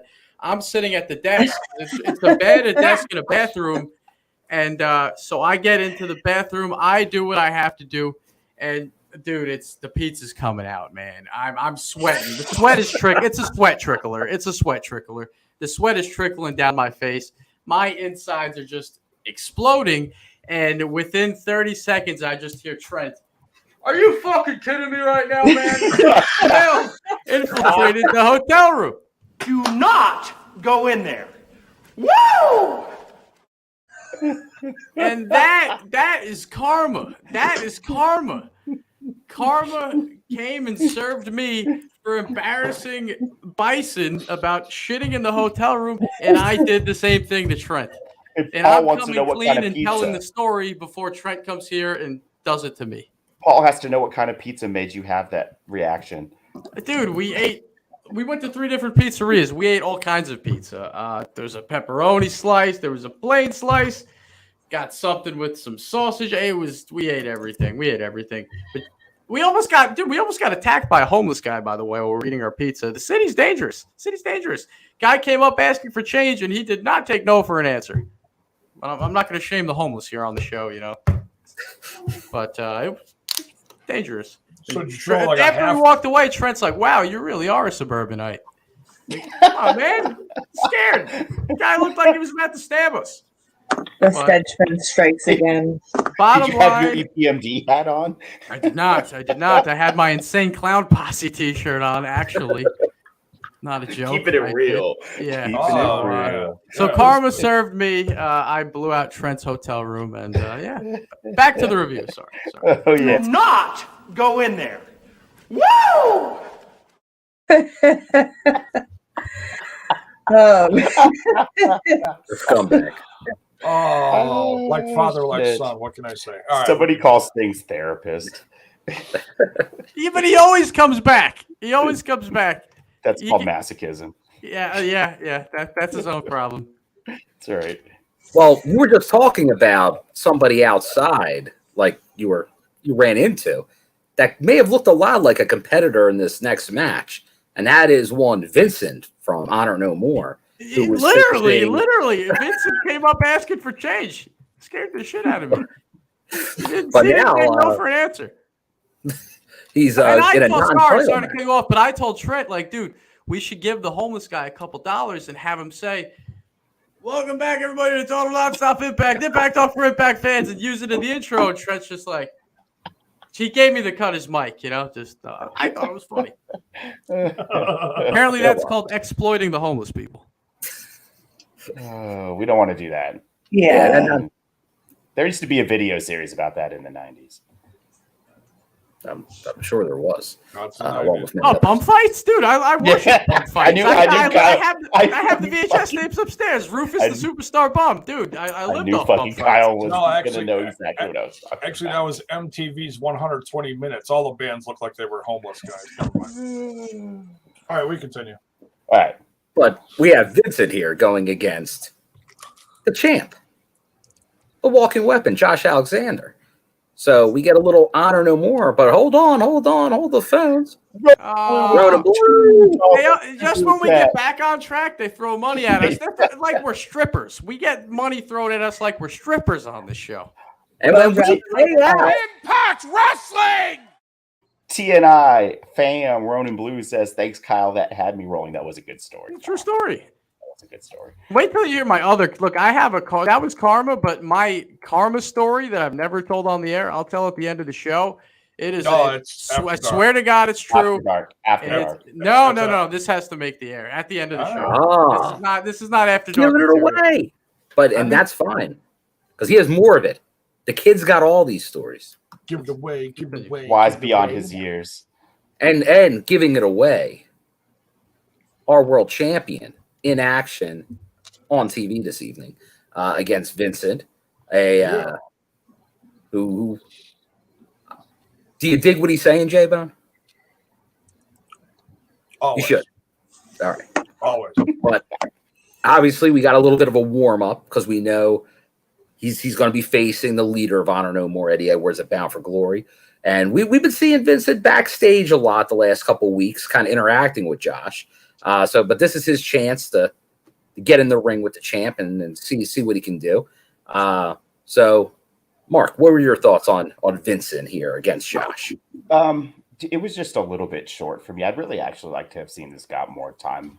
It was a pretty standard TV match, and I guess I'm spoiled because Josh usually steps in the ring and I get 20 minutes worth of war. So no disrespect to Vincent, who I love, a fantastic character, but a little short. Yeah, once you get that C4 spike, it's going to be tough. Yeah, it gives Vincent TV time, it gives him ring time, but it also keeps the champ looking strong. So yeah, it's twofold here, you know. So. But yeah, we love Vincent. He's I'm gonna use one of my big $5 words, and I'm gonna call him underrated. So, but it's still nice. That's a big word for you, J-Bone. Underrated, in the Midwest, Kyle. That's a big word. Yeah, that's big in Milwaukee. Yeah, J-Bone's got a third grade education at best. Just saying.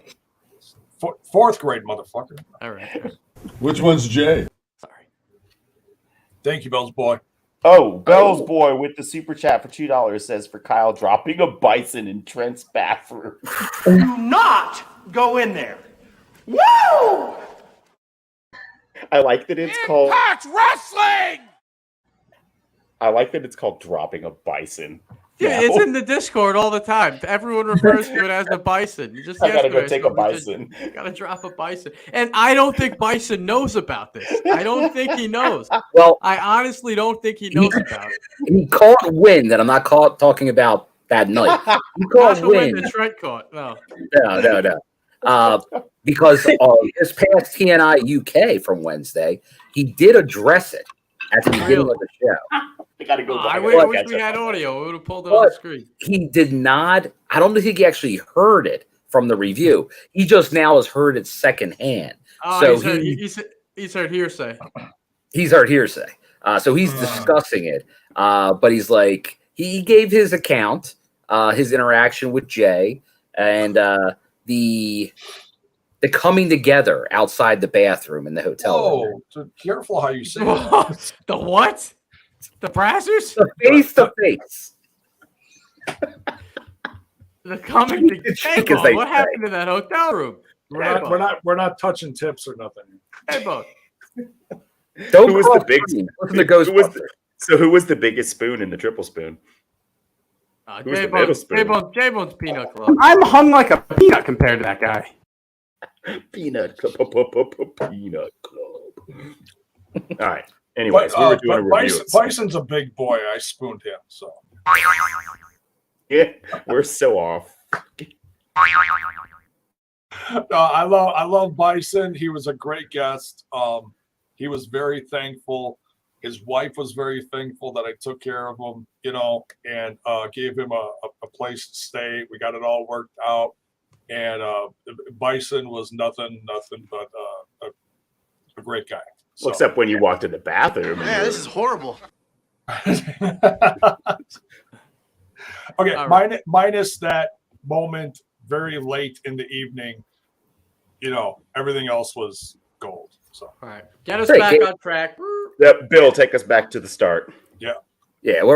We reverse this and go back to let's get to the aftermath, because we get that quick victory, but then Eddie Edwards comes out and he wants to convince the champ that, you know what, you really want to agree with me, Josh. You want to be on my side in this, because Impact Wrestling, they're exploiting you like they exploited me, like they're exploiting everybody else. So, Josh, come to Honor No More. Josh is standing there. I don't think it's getting through, but we don't know that, because who comes out? Only one man. He used to be in a band, but he don't got a band no more. And he don't got a pet rhino or an Uncle Rhino even. But he comes out and he does the wake-up call. And down goes Eddie Edwards. Oh, baby! Oh, baby's right. He's hit them all now. That's everybody. Heath he's over. He's over. The new Heath gimmick, going through the crowd, just coming in, hitting his spot, leaving. I'm digging it. I'm digging the Heath thing. I know this is dividing some of the fan base, but I'll tell you, all the live crowd is loving it. Heath sucks. You can tell it comes across. Heath sucks. You know what? I'm not a fan, as we've discussed. I'm with Kyle on that, but he's over his shit, and it comes across on TV. Like when he goes into the crowd, it feels big. He looks like a star. So I'm gonna say that's a great addition to the show. I like the Heath storyline, and I like that it doesn't take up a lot of time. It's a minute here, a minute there. Not being a big fan of Heath, that's good. I'll take that, right? And he's getting over with it, so great. I like that people like it. That's good for the show. That's good for Impact Wrestling. So he's got a lot of charisma, and I can appreciate that. And yeah, he's over because he gets these moments like, I mean, to use the great, RKO-ism, out of nowhere, all of a sudden there's a Heath, boom, hits him and takes off. That's not what I was. No, that's a different guy. No. Same move, but the out of nowhere, the DDP never came out of nowhere. Okay. Now, Kyle, that was Sting. Kyle, I know you got a strong opinion on Heath here. You haven't liked him since he came here. Could he do anything to change your mind? Or is it just he's got the stink of up north on him? No, I'm like Mark. I'm a stubborn prick, all right? I'm just stubborn. That's right. Honestly, I don't think that I dislike him. I'm just such like a pro Impact fuck WWE guy. And I admit my faults. I'm very self-aware in life. He's a long timer. He's a long timer. He's just such a WWE homegrown guy that I can't get behind him. But so is Cardona, and I love Cardona. I'm not against him. Hold on. Cardona came from the wrestling school in my hometown. I watched him for years. That's different. Cardona, Zack Ryder is the fucking man. That's different. It's sentimental to me, all right? All right. That's how the Major Brothers back in the day. Now, speaking of, because Alisha, we were just talking about after this match. So, because Josh had that pretty quick victory over Vincent. But then we got Eddie Edwards. But then we got Heath, who took out Eddie after he was trying to convince Josh to join. But what are your thoughts on Heath right now? Because we're saying how over he is, but I know there's a lot of debate on people with Heath in his current role. What are you thinking? Well, you know me. He is over, but I'm over it. I like that. He's over, but I'm over it. That's a t-shirt. No offense to him, but you know me. Sometimes with certain things, I don't like long-term storytelling, especially one that's so repetitive. So yeah, you know, let's get it going. We got a split panel on this. The chat makes a good point. It's a remake of the classic Diamond Dallas Page New World Order storyline. And like I said in the Discord, Alisha, you're better off. You don't really read the Discord. God bless. Stay out of there. It's an awful place to be. I was saying yesterday in the Discord, you know, wrestling is a lot like Taco Bell, okay? Every month Taco Bell gives you a new item, but it's all the same ingredients. At this point, you've seen it all. You've done it all. You've had all the chalupas, all the burritos. Just what can they do to make it interesting? Add Cinnabon. Spice it up and make it new. Same game, new characters. Agreed. Got to keep it real, like Checkers. Checkers, we love you. But I tell you, Taco Bell could bring back my fucking Mexican pizza. Those bitches. It's coming. You ate them all, you fat bastard. So I had Taco Casa for lunch today, which I believe I've spoken about before. It's it's a regional chain.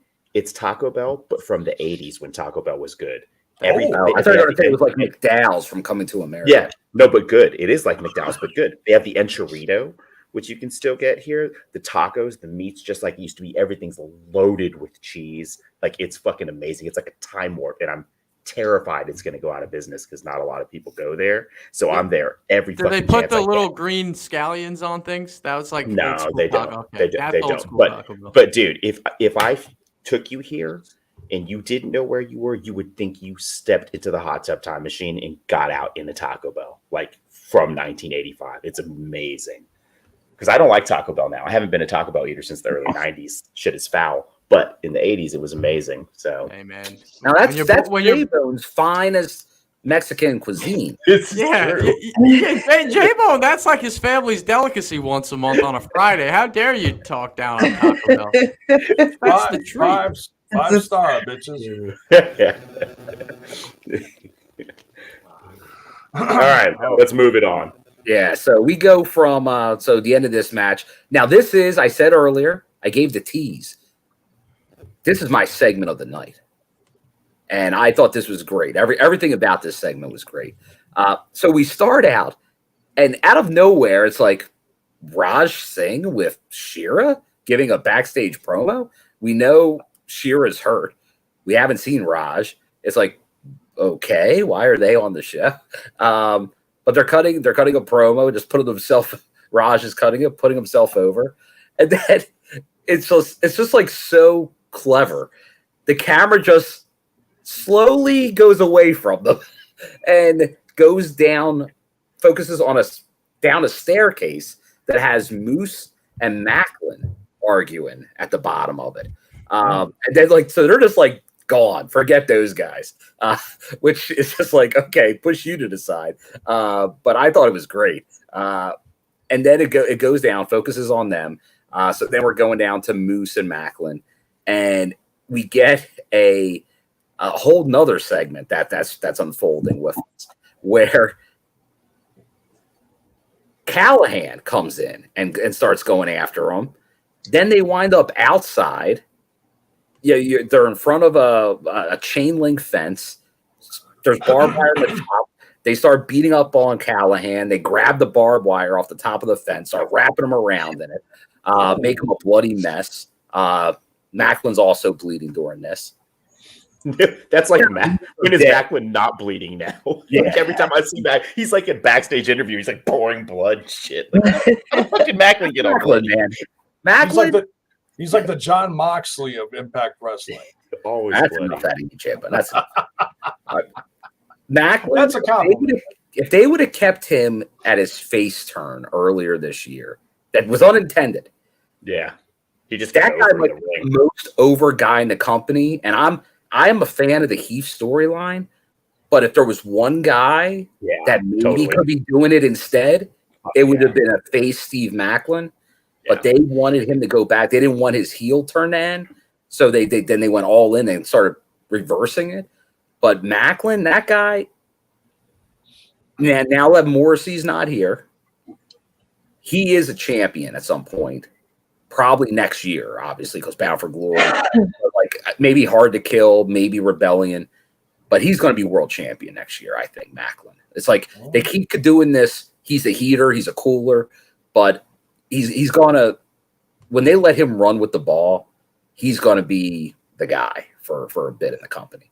But once again, this is you got Sammy, you got Moose, you got Maclin in this feud.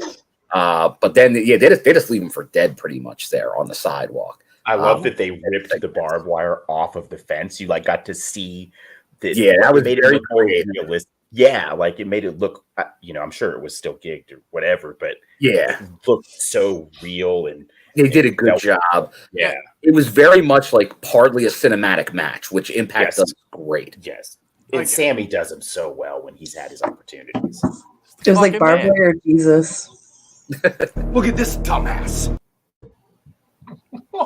Like I said, I was at a wake. I did not get to watch the show, but scrolling through Twitter, I saw that clip of Sammy with the crazy look on his face wrapped in barbed wire. I had no idea what was going on. No context. I was told. I don't need context. I was like, wow, something great is going on. And then I see Barbed Wire Massacre announced for Victory Road. Here's my initial thoughts, though. I'm all in. I'm a bloodthirsty savage as a wrestling fan. I'm all for the hardcore stuff. But do you remember? I'm going to bring up some bad memories here. Do you remember the disaster that was LAX versus OVE Barbed Wire Massacre? They fucked up, man. That was awful. They had a barbed wire match with no blood in it. It was terrible. And I'm a fan of all those guys. Well, not all of them. Never mind. We're not going to go there. I'm a fan of most of those guys. Not all of them. Regardless, that Barbed Wire Massacre, they couldn't air it on TV. Then they put it on Twitch. The match had no blood in it. It was awkward to watch. They're doing all this stuff with barbed wire. Very, very little blood use. So if you're going to have a barbed wire match, it's got to be filled with color, man. Got to be filled with ketchup packets. Yeah. If they'll do plenty of color. If they do it this time, they got to go with the color. They got to make up for last time because that was awkward to watch. It was a great match, but having a barbed wire match doesn't make any sense without blood. It's just it's a lot like a lot of steel cage matches today. Impact doesn't do cage matches often. They do lockdown, and that's about it. Bring back lockdown. Bring back lockdown for sure. But a lot of companies that do steel cage matches, that there's not color in steel cage matches, makes that such a you can't even suspend disbelief in a non-color steel cage match. What's the purpose of it? What, just to annoy the fans because you can't see anything?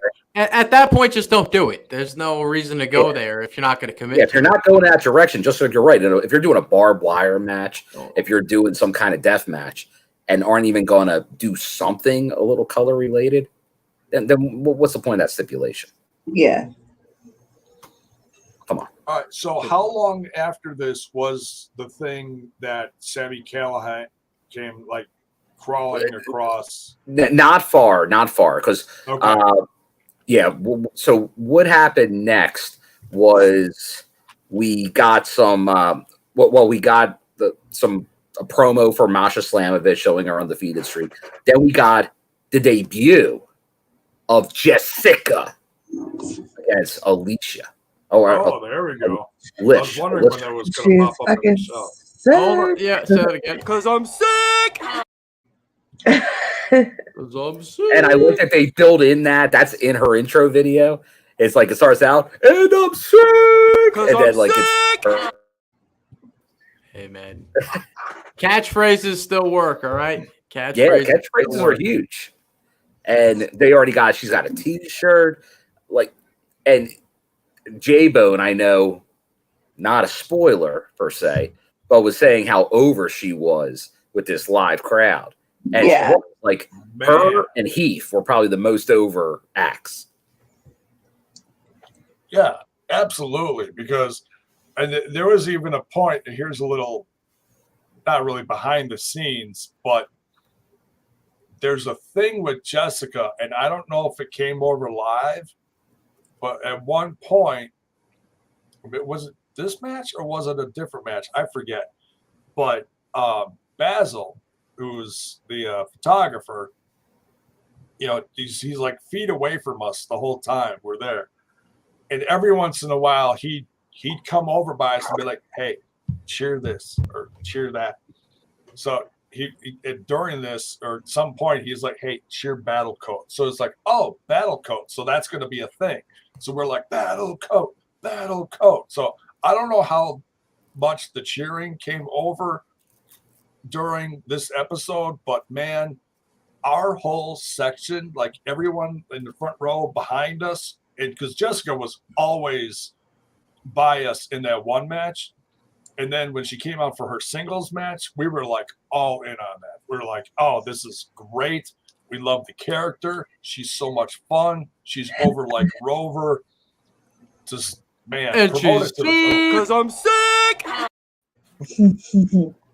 I love it. You didn't have a good time at a wrestling show if you come back with your voice still intact. You gotta, Bill knows, you gotta come back with no voice.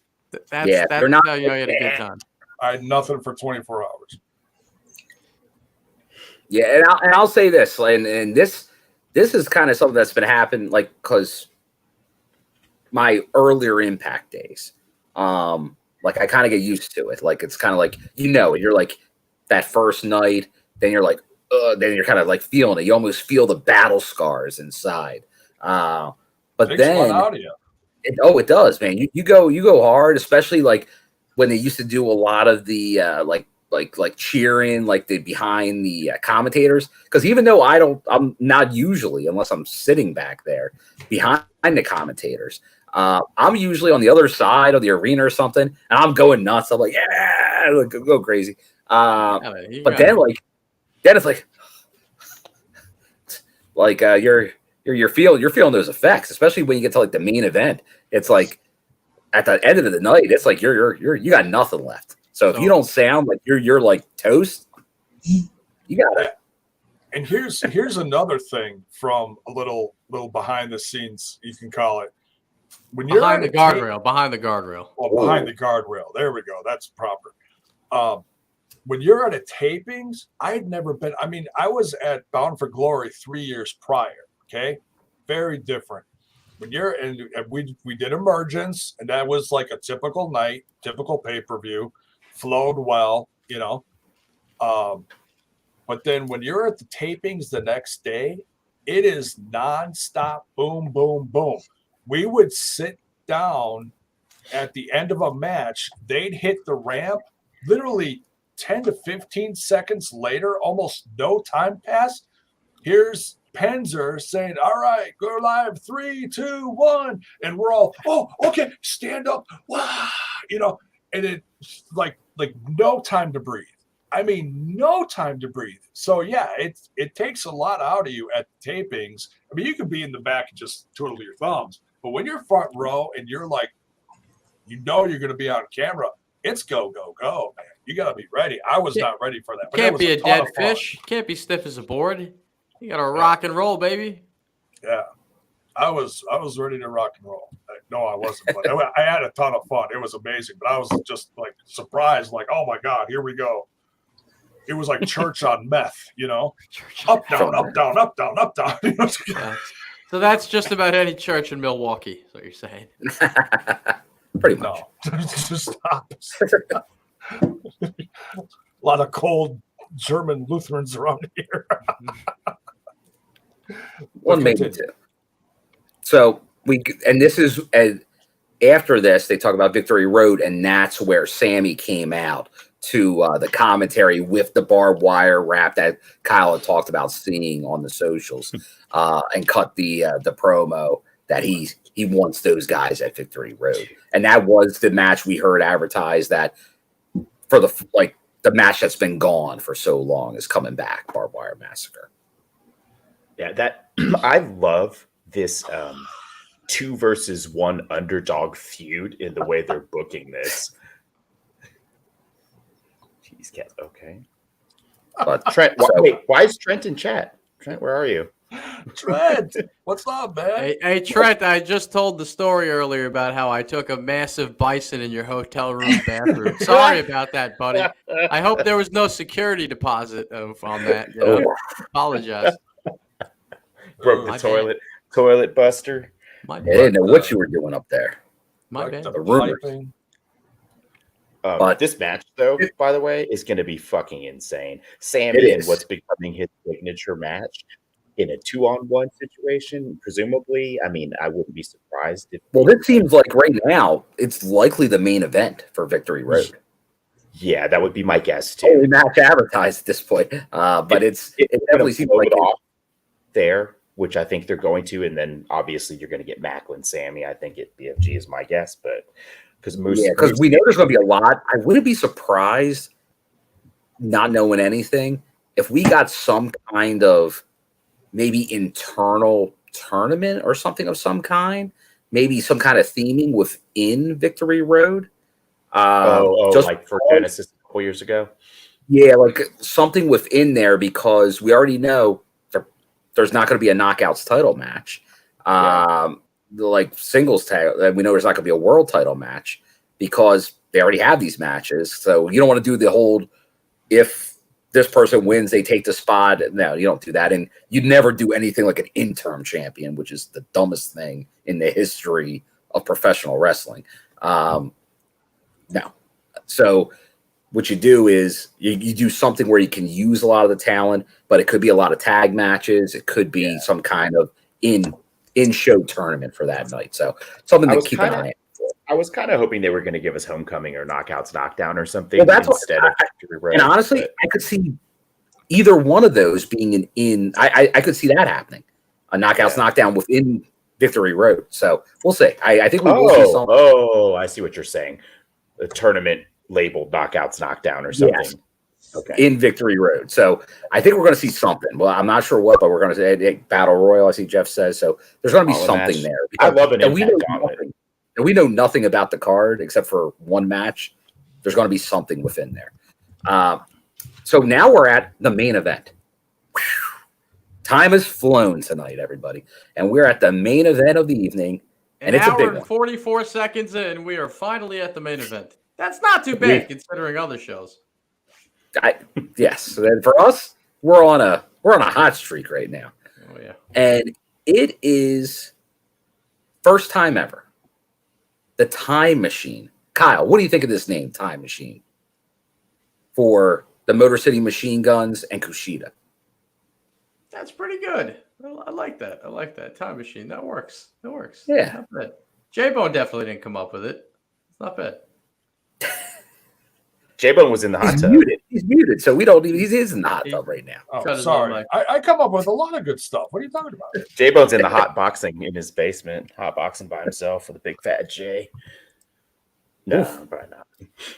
Probably not. But they're going against Violent by Design. You know, one of the best tag team factions in recent company history. Oh man, Time Machine is already right there, though. Come on now. Oh yeah, when you got that talent, right. Yeah. Like even Joe.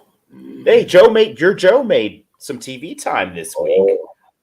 You got some good time.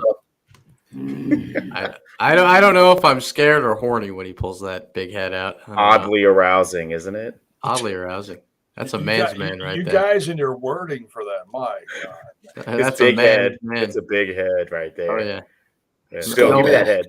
Nothing peanut club about that guy. No, not at all. I would never say that to his face. Hey, Joe, you in the peanut club? Rips my fucking head off. No. Well, two of you dorks didn't get to see this match. I know you're both probably going to watch it, Kyle. I'm not sure if you're going to watch it or not. Probably. No, I'm going to watch it as soon as we get off here. But yeah, I was just a couple seats away from Bill, and he's wiping out the whole front row with his big sign. This match was off the charts good. Like I wish every main event was. Gave it a ton of time.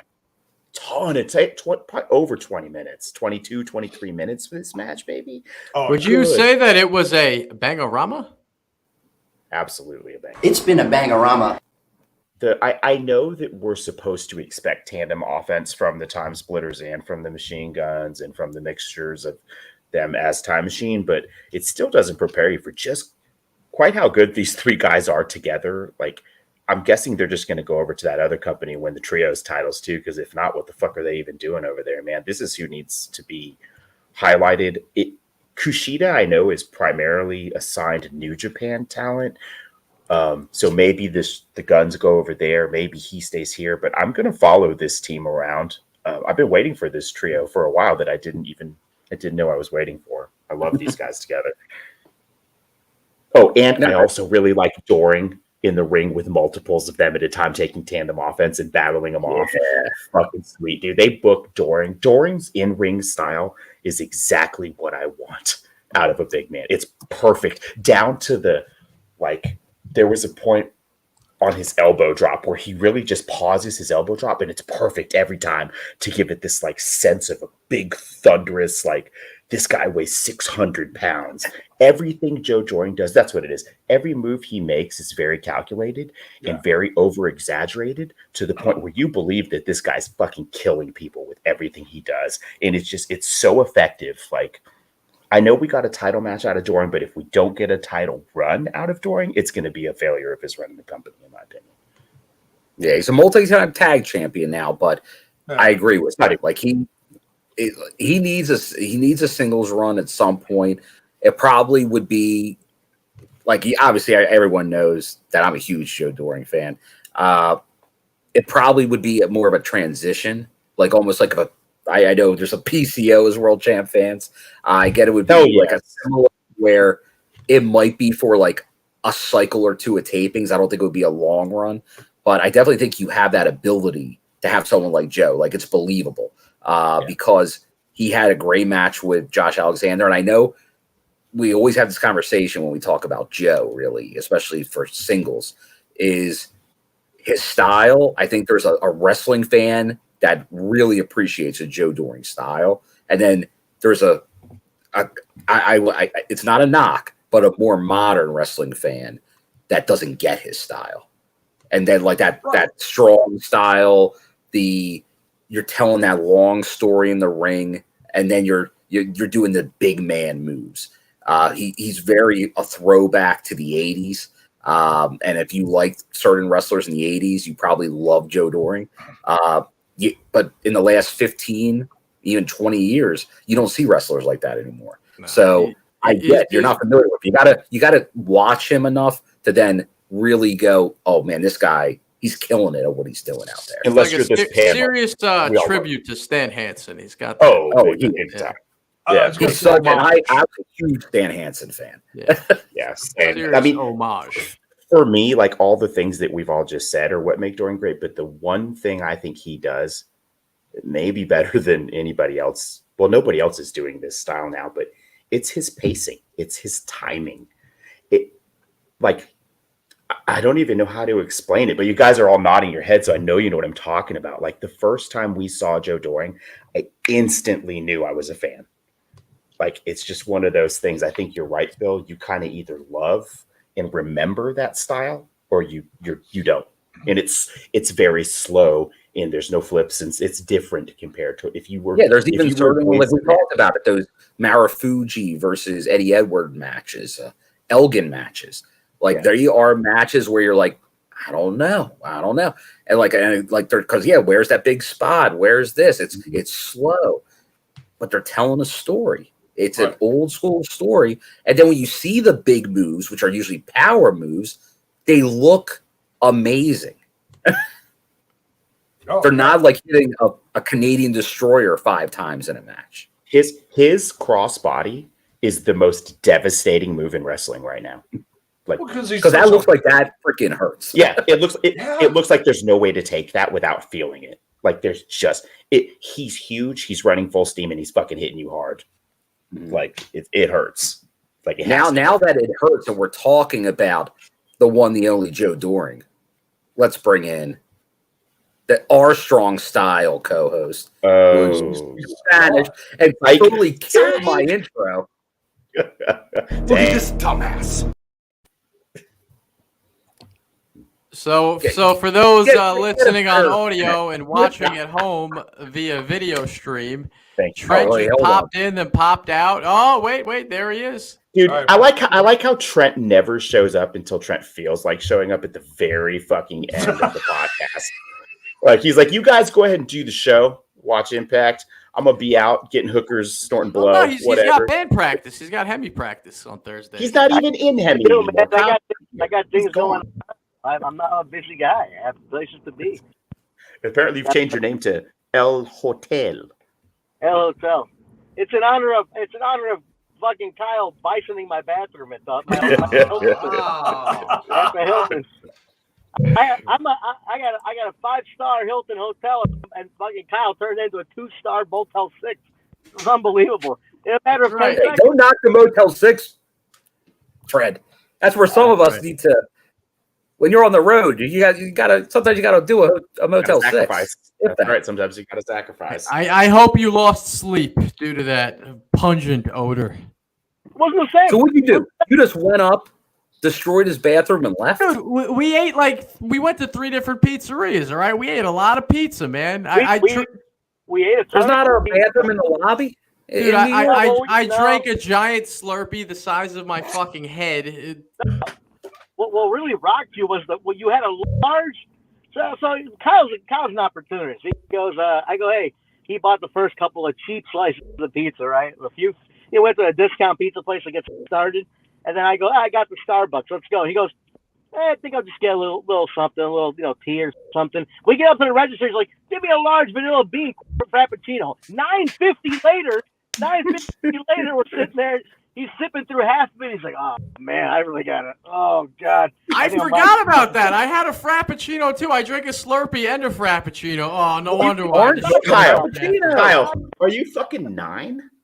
Dude, the fuck? You got a Slurpee and a frappuccino. I have the diet of a 12-year-old. Fuck. It was literally pizza, Slurpees, and frappuccinos all day long for this guy. That's crazy.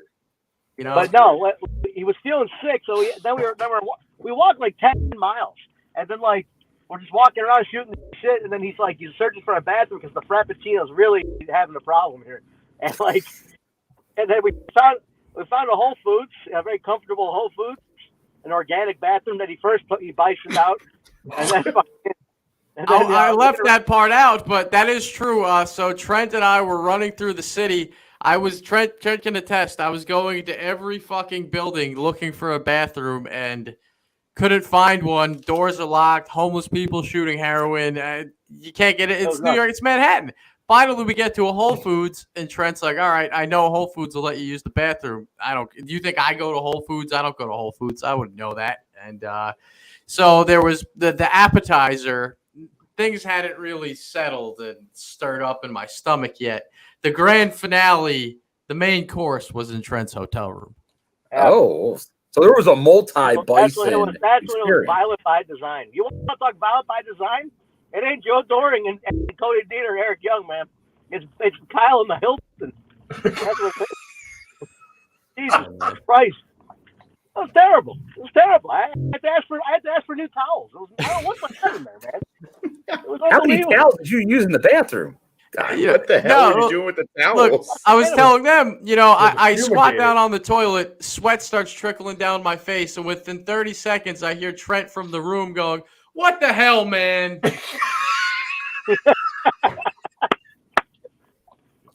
It could have been worse. God. All right. Trent comes in and extends this show by an hour every fucking week. Let's finish this review. No, I didn't watch the show. I'm busy. You guys. No one here except for me and Bill watched the show, Trent. We're the only ones who saw it. No one else saw it. So you're in good company. Yeah, but Trent was there. Yeah, he was there. He may have been paying attention during this match. Maybe. Did you see the time machine match with VBD, Trent? I think we may have lost Trent audio. We lost your audio, Trent. Yeah, we lost. He might be reconnecting. He may be in the hood. He's having flashbacks to that horrible scent I filled his bathroom with. No, Trent. This was television. Ooh. Trent's with the big guys. He's not behind the guardrail with you losers. Trent's beyond that. That is true. Bring Trent in. The night. You own the night. You own the night here. We own, like the song says. You guys own the night. I don't get a chance to watch. Well, did you see this match while you were there? I believe you did. Didn't you? Oh, it was the Chicago tapings. We were there. I mean, we saw this match. Right. What was the main event? What did they put as the main event? Time Machine versus VBD. Oh yeah. Time Machine. Yeah, cool name. I mean, for a Back to the Future nerd, it's a great name. Great name. That's awesome. Daniel Spencer bought all the damn shirts. Yeah, well, we saw it live. It was on live. I mean, all these tapings, other than the backstage skits, we saw all these matches already. Yeah. Now, Trent, can you let us know? Because we were just talking about the one of the backstage things we did not see. We had seen Sammy come in, bloody, wrapped in barbed wire, announce the barbed wire massacre match at Victory Road against Maclin and Moose. But they did show the footage of the fight outside where he got bloodied and the barbed wire wrapped around him. Did you see that or no? No, I did not see it. I didn't see. I was in the building most of the time, man. So I didn't. See I'm guessing that was probably filmed after, maybe even after the pay-per-view on Friday. But if not, after the show Saturday. But I'm guessing it was probably actually Friday. So probably. It's good stuff. It's classic Sammy. Like, this is going to be really, really strong stuff. Yeah, big shout to Sammy for repping HEMI though too. Awesome, right. That was awesome. Well, it's his band, Trent, not your band. It's his band. He's the lead singer. That's right. That's right. He owns the night too. They all own the night. We all own the night around here. Fuck it. If you haven't seen it, go back and watch Sami Callihan on the TNI show. He totally owns Trent. Oh, he fucking obliterated. Amazing. Son of a bitch. Bastard. Yeah, that moment where we're all just kind of, just watching what's going on around us. And then all of a sudden, Sami Callihan comes like literally out of nowhere in front of us, covered in blood, wrapped in barbed wire. And, he's literally in front of us crawling. And me and the guys were like, whoa, what the? He goes up by Tom Hannafin and, grabs the mic and, and he's like, screaming. And we're like, oh my God. This is sick. This is sick. This whole place is going to hell in a handbasket. I don't know if it caught any of our facial expressions like behind him as he was doing this, but if there was any of us like looking like we just like saw a ghost, that was our legit, that was a real reaction to seeing him full of blood, wrapped in barbed wire, crawling in front of us like, what the hell is this? It freaked us out. But it also feels very natural for Sammy. Yeah. Right. If anybody's going to do that, it's going to be him. But it's like, oh shit, something's going on here. What's going on? But what was going on here with this main event?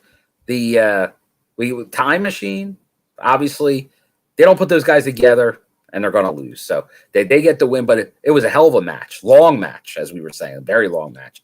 But it'll be interesting to see where they go from here. What's the next step now? Where does Time Machine go from here? Do they stay together in some way? Do more in Impact Wrestling? Aren't they showing up at All Out? Is that what I just heard? Well, not all of them, but yeah, not all all of them are. The guns are, yeah. No, man, dude, they should go over there and win those fucking trios titles. No, I hope they keep this unit together. This match was fucking insane. I loved the shit out of this match. I'd like to see these three guys keep it together. You don't make T-shirts for a one-off, right? That's a good point. Well, so we do in other places, not an Impact. Well, yeah. They do T-shirts every day.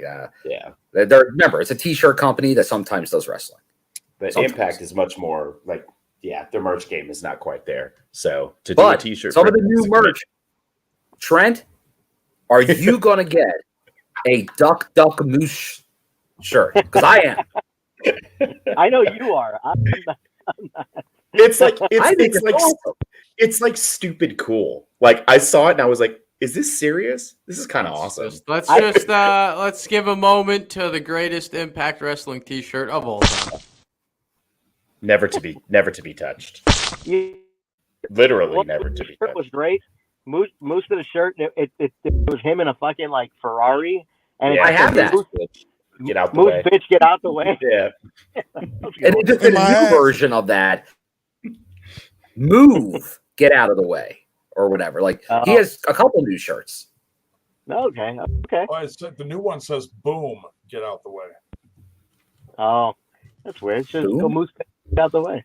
So Moose, boom, get out the way. I was gonna say, what was I gonna say? Oh, is it Mayor's birthday today? It is. It is. We all remembered. Happy birthday, Mayor! He's one of the most loyal guys to support TNI. So no, thank you, Mayor. I mean, happy birthday, man. And thank you, Mayor. Obviously, yes, all support. Which a lot of you are in here. You are the TNI fam, and you've been very supportive for a very long time, and we always do appreciate it. So just for absolutely, it is a family. Recently, our numbers have been boosting across the board. The YouTube views, our podcast views across the board. The money's been coming in. We appreciate the support. We appreciate you throwing in the collection basket here in the Church of TNI. We appreciate it. Thank you, patrons. Thank you, everyone who buys merch. Yeah, thank you, everyone who subscribes on Twitch, donates on Twitch, tips here. Like you guys and ladies make this just a really awesome thing to be a part of. Like I genuinely mean that. This is truly TNI fam. Like this podcast has lifted a lot of us up, especially over the last few years when we need it. And it's become a really important part of a lot of people's lives. Even the company itself watches our show and, takes cues from what we're doing because they know we represent the Impact fan base or a very large, dedicated, sincere portion of it. And TNI isn't owned by any one of us or any one of you or anyone. It's become its own thing. It's an ethereal world of its own. It's the people's podcast. And, I always took this as like, we're just fucking around. But a few weeks ago when all the fans came out on Twitter saying how much the show means it to them, how much everything means to them, that blew my mind, man. Even the scumbag had a little heart with that, It means a lot. This is the people's podcast, man. It's a party.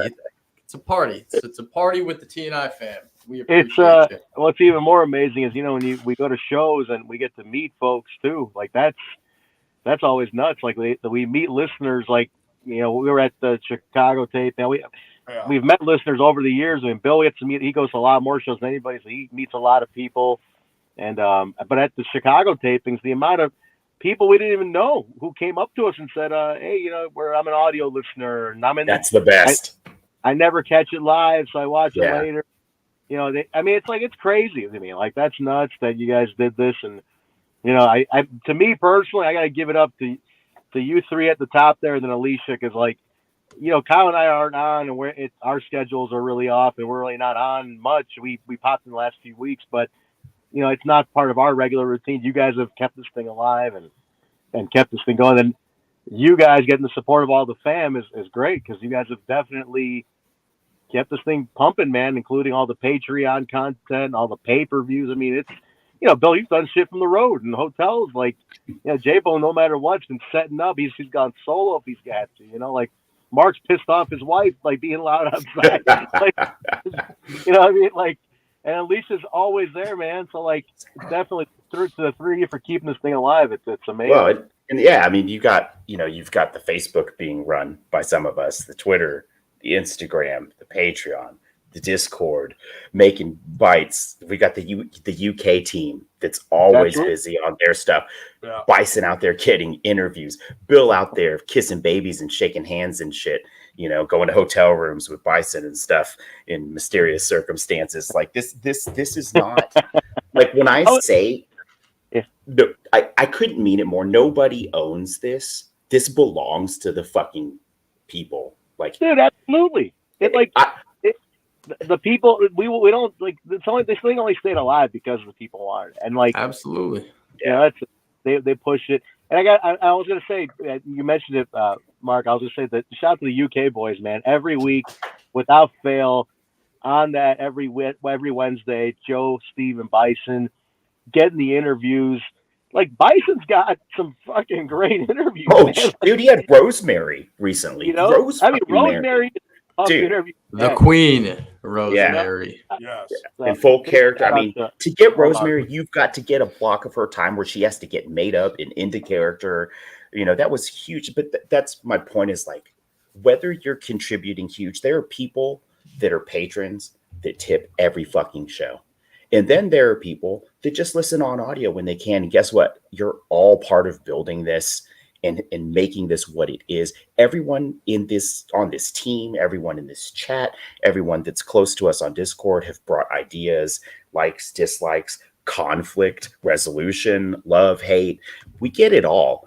We've had relationships with people we never thought we would. We've had guests on that would blow your mind. We've been in bed with Impact. We've told Impact to suck our butts. We've been up and down the fucking gamut. And the one thing that has always been fucking core is this is family. Like, I don't know if it's because of the panini or what, but we built a fucking family and now you're stuck with us. And if you're not a part of it, it sucks to be you. So, you know what? Even through the ups and downs with the company, like disagreements we've had with them, they've always still been very supportive of the show. They all listen. We get feedback from the roster and the management. Moose told Trent to his face, "I listen to the show when you talk about me." I mean, that's so in character. That's so on brand. Moose says, "I listen to what you say about me, then I get the fuck out." Well, thanks, Moose. I'm glad he listens to that portion of the show. And one thing I need to throw in while we're jerking each other off here. This is we don't have that soundbite anymore. This is not a review. Like, it's not. I mean, kind of. It is a review, but it's really just these are Impact Wrestling fans hanging out together and having a good time. Now we're just loving on each other. Some people don't understand that. They don't get why we throw the show in different directions and talk about anything. Well, if you want just a clear review with no personality, nothing to laugh at, there's a million other podcasts. There's a bunch live right now. I'm sure you could go listen to one of those. Dude, Fightful has one going on right now. They're huge. This is more of a talk show. A review. Like, they're just, you want a match by match thing, fine, but these are we're hanging out. This is a talk. This is a morning show. This is a talk show. When Trent and I put this together, our vision was, when you listen to morning radio, whether it was Opie and Anthony back in the day, Howard Stern, these guys, they're running down news headlines, but the core of the show is everything that goes on around that format, and that's what this is. And the people are just as much a part of it as we are. Without the commenters, we wouldn't be doing the show. This is something completely different. We've taken the wrestling podcast and gone somewhere else with it. But I think that's why the people show up every week. This is relatable. People look at us as friends, and or fam, TNI fam. Oh, we appreciate it. In so many of these cases, these are brothers and sisters. Dude, I'm telling you, when you meet people in your real life, when you meet listeners in real life, like Bill, you probably hear the most because you're on the road the most, but That's the craziest thing. Like Mark was a listener, you know, and I told fucking Mark the other day, and we had a bro moment on his birthday, and I'm like, motherfucker, you're fucking stuck with me, bro. Like, you're family now. You ain't going fucking anywhere. Like, hold on a second, Trent, you motherfucker, you bastard. Trent, I brought you into this show. I've been your boy for all these years. You sent Mark a gift card on his birthday. I've been in your life for like 5 years. I never got jack shit. I bought you a fucking $10 Frappuccino that you shit out. Where's my Hard to Kill t-shirt, Trent? Well, where's that, huh? Did I give it to you? You never gave that to me. You wiped your ass with it.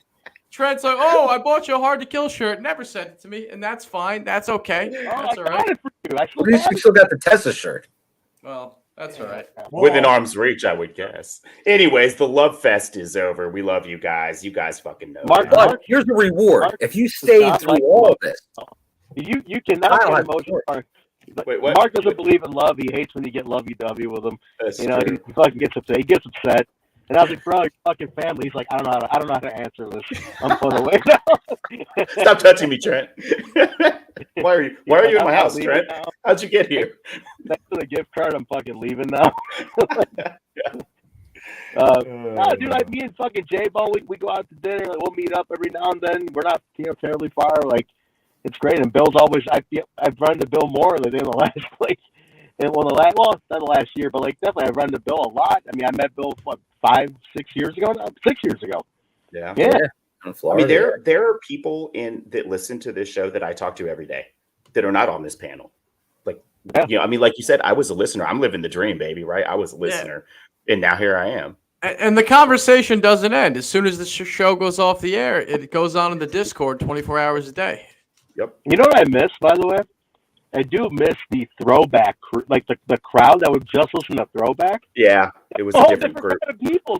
I feel like they don't listen to new shit at all, man. So you guys aren't going to continue with the Spike episodes being uploaded? You guys aren't going to do it? Dude, we're crunched. Dude. It's a lot to get this show, all of us, synced up for it. Not that. It's just like we knew that throwback was 111 episodes. Like we knew it was an end date to it. Right. Yeah. But I think at some point, I mean, it's been discussed, do the old pay-per-views or who knows, whatever. I mean, no. You got to go back to the Spike era. It's going to happen. I'm going to make sure. Maybe not you guys. Yeah. I'll have a contest. I'm going to enlist some new people into the TNI fans straight out of the Discord. We're going to have tryouts like American Idol. There's going to be a Spike crew. We're being replaced, guys. Spike era. We're being replaced. Gut check TNI edition. That's right. I brought you in this world. I'll take you out. Or TNI. Thanks. We wrapping it up? We guys out here? Let's wrap it up. We might wrap it up with a little story from the scumbag. That's right. I promised this, and we're gonna go right after this. But first, Trent, mute your mic. It's feeding back just for Kyle's story. I'll mute it. But real quick, Melvin of the week. Melvin of the week. Oh, Melvin of the week. I did not watch the episode because I was at a wake. I was not blowing you guys off. Where are all my Melvin bites? Did somebody clear up my Melvin bites? No, they're there. They're at the bottom. Mark, you hit the Melvin bites while I talk here. So I thought long and hard about who is Melvin of the week. And quite frankly, this weekend, I exposed myself. I took a big, nasty dump in Trent's hotel bathroom after going so far out of my way to embarrass Bison on the show for something as natural as a bowel movement because I thought it would make good comedy here on the show. Melvin's. I thought it would be funny. And then karma came back around for me, and I blew out Trent's hotel bathroom at the Hilton in Manhattan after a Frappuccino, a Slurpee, and about 4 or 5 slices of pizza. And that makes you. Biggest, dumbest Melvin. Oh, man. Melvin of the week would be me. And speaking of karma, because karma did come back for me, I got a little story for you guys about karma. Me and my buddy were just reliving this the other day, rolling on the floor. I'm like, that's so funny. I got to bring that to my podcast.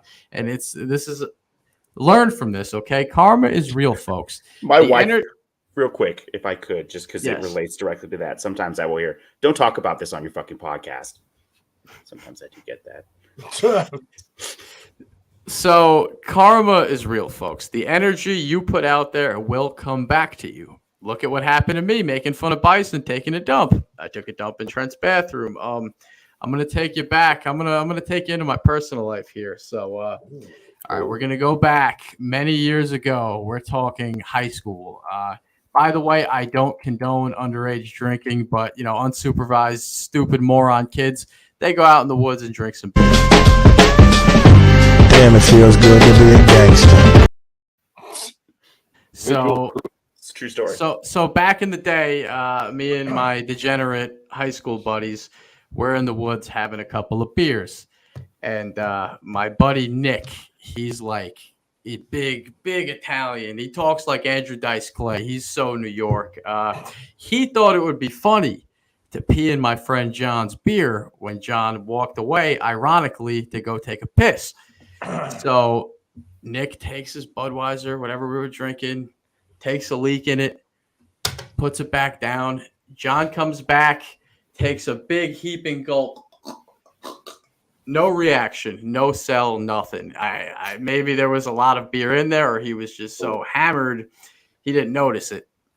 So he's drinking piss, and everyone's giggling, and he's like, "Well, what's so funny?" Nick says, "Bro, I totally peed in that."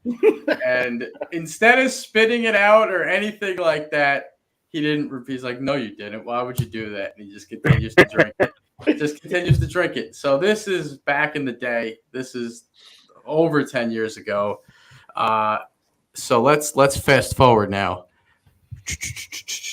We're about 3 years ago. And this is where the story gets weird, but this is where karma really proves itself. After this happened, I always say to people, karma's got to be real. Piss jugs. So that same guy, Nick, that took a piss. Now we're going to introduce my buddy, Cody. Cody, one day, Cody. You met Cody, great guy, huge TNA Impact fan. He's watches the show once in a while. Remember, you came with him, yeah. Exactly, yeah, he came with me. Big Impact fan. Cody, one day, I guess his sister was in the shower or something like that, and he woke up and really had to take a whiz. Looks around, rules of the road. You know what the rules of the road are, truck driver style? He finds an Arizona iced tea bottle, takes a whiz in the bottle, and just leaves it down. He puts it like right on his floor, I guess, wherever he left it. He puts the Arizona bottle there. Then he goes to work for the day. So his father can't smell anything. He's a New York Fire Department veteran, been through 9/11, everything. From all those years of fire, he can't smell anything. His nose, his nostrils are just burnt out. And his dad's cleaning his room. And he finds the Arizona bottle and says, "Oh, full bottle of Arizona. What's that doing in here?" So in Cody's, so this is the handheld, little Arizona bottle. In Cody's fridge, he's got the classic Arizona gallon, the jug, the handle. And to condense, Cody's father takes the bottle and pours it into the jug. So now the home jug of Arizona has been contaminated. And so later on that day, Cody is hanging out with Nick, the one that pissed in the beer back in the day in high school. And they're playing basketball. And after coming in for basketball, it's like the Sunny Delight commercial. They run to the fucking fridge, open it up. Let me get something to drink. So Cody... You got pissy thing? So Cody grabs a Poland Spring. Nick's like, let me get some Arizona. Cody pours him a big glass of Arizona. Nick puts the drink. Nick just gulps it right down, puts it to his lips, like that old soundbite he used to play, and his eyes light up, and he spits it out, and he looks Cody dead in the eyes and says, "Is that piss? Is that piss?" And he knows the taste. He knows the taste. I've had this before. How did he know? A, how does he know that that's piss? And B, what are the odds? So he spits it out. He's like, "What is this? Smell it. What is this? What is it?" Cody's like, "Dude, it's flat. There's no. What do you mean? There's no way that's piss." And then Cody, like, for a second, has an outer body experience and pieces together exactly what happened. And Nick took a big chug of piss after pissing in John's beer many years prior. And since that day, I always tell people karma's real, bro. You piss in that beer, you're drinking piss one day. Karma is real. So the universe does not forget. Take that with you in your personal lives. Karma is real, and don't pee in your friends' drinks. Don't do that. Don't do that. So that's a story. That's a KL tale for you. Karma is real, my friends. What was that, Bill? What do you got there? That's a Zach Bonifer original. Man, he's quick. He is quick. What is that? It's because the skill level's a 1, so the speed level's a 10. Oh, that's me in the bathroom. Real funny, Zach Bonifer. Real funny. Motherfucker, you were in there for a while too, man. I was like, all right. What's going on, man? All right, let's get out of here, folks. Let's get the fuck out of here. 2 hours, 2.5 hours, our normal review time. Cheers. Try to fucking watch 13 going on 30. This guy's blowing up my bathroom. All right, go ahead. Let's get out of here. Well, hold on. Wait. Lakers just got here. Kyle, can you please welcome Lakers to the show? Let's fucking go! Absolutely. Fucking love my legendary great TNI brothers and my legendary great TNI family. Hashtag we are TNI fam. 100 emoji. Flame emoji. Heart emoji. Fuck yeah, Lakers. You're just in time for us to sign off, Lakers. Sorry, bro. He's gonna have to hit the rewind button, but that's all right. Yeah. Don't forget, man. Hit the like button, smash it, do all the normal Punch stuff. it, kick it, rack it in the nuts. Give it a little tickle, like Bison says. On the way out, hit the like button. Definitely, get connect on all the socials. Check it all out. Be in touch. And thank you again, guys. We appreciate everything. Yeah, that's it. Yeah, that's it. Somebody take it home. We're getting out of here. Shit, J-Bone, take us out of here. J-Bone's out of here. It's on me. All right. Let's get out of here. Love you guys. We'll see you soon. All right, get your Bound for Glory tickets. Sell it out, folks.